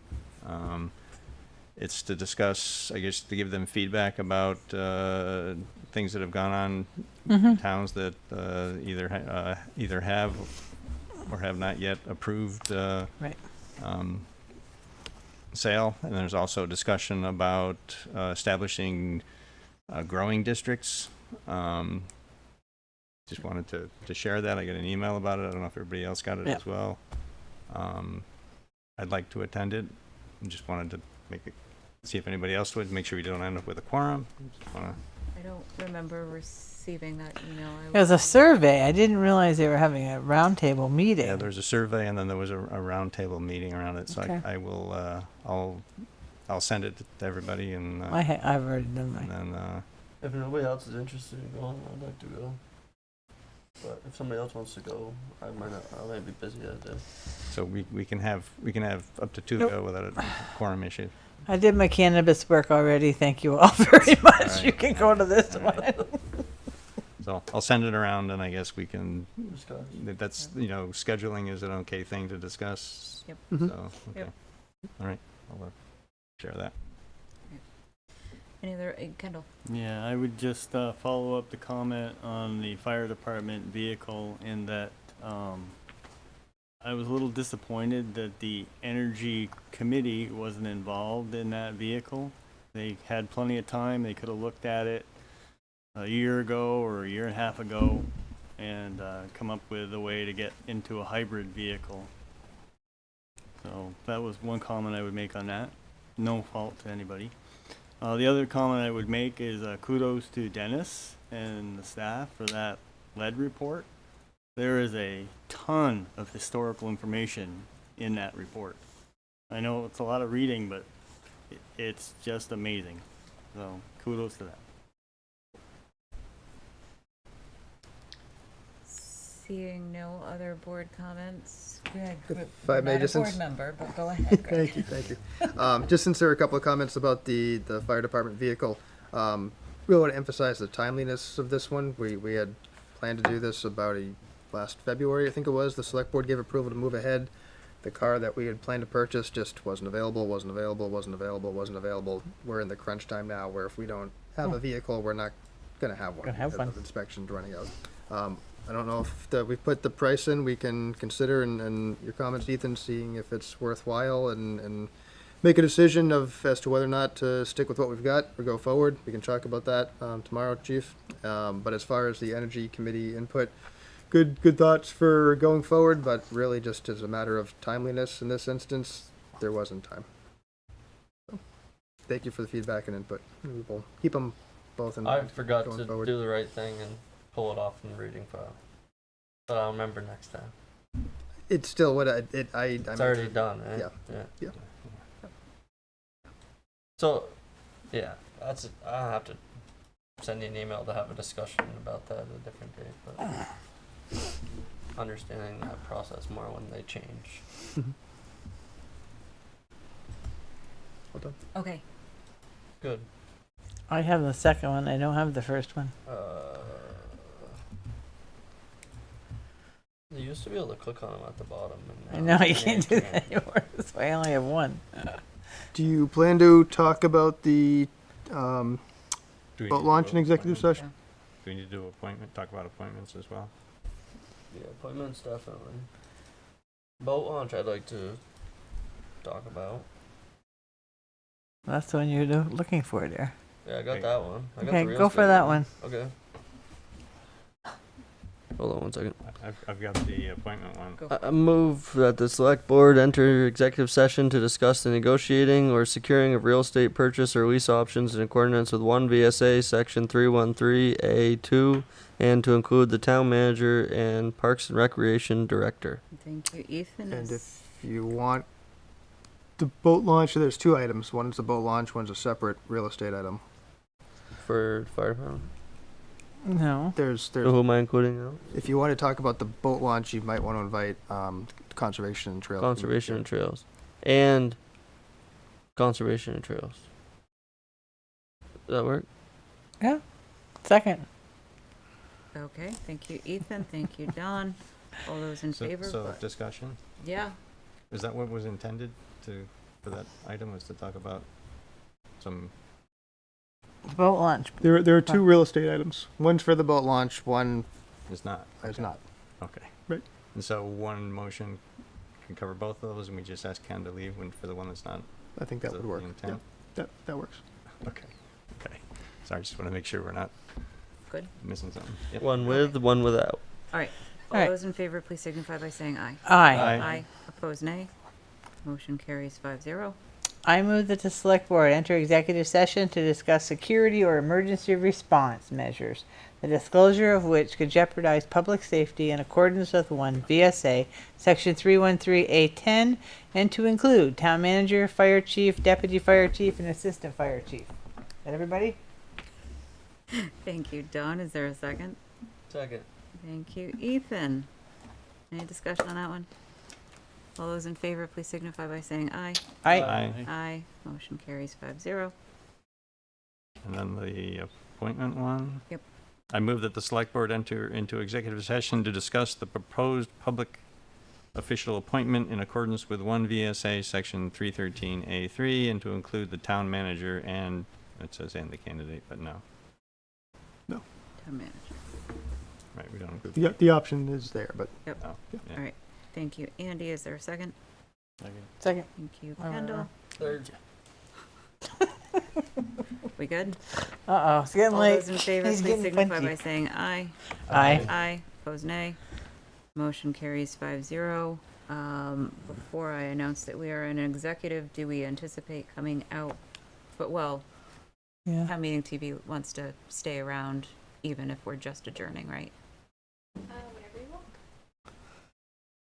want. Yeah. I don't anticipate any action, but I'll leave that to you, and I don't think you need to stick around to say we adjourn. Yeah. Yeah. Okay. Yeah. I don't So you're anticipate. definitely not going to start appointing board members, is that what you're saying? I don't think so. Okay. Yeah, I think we're good then.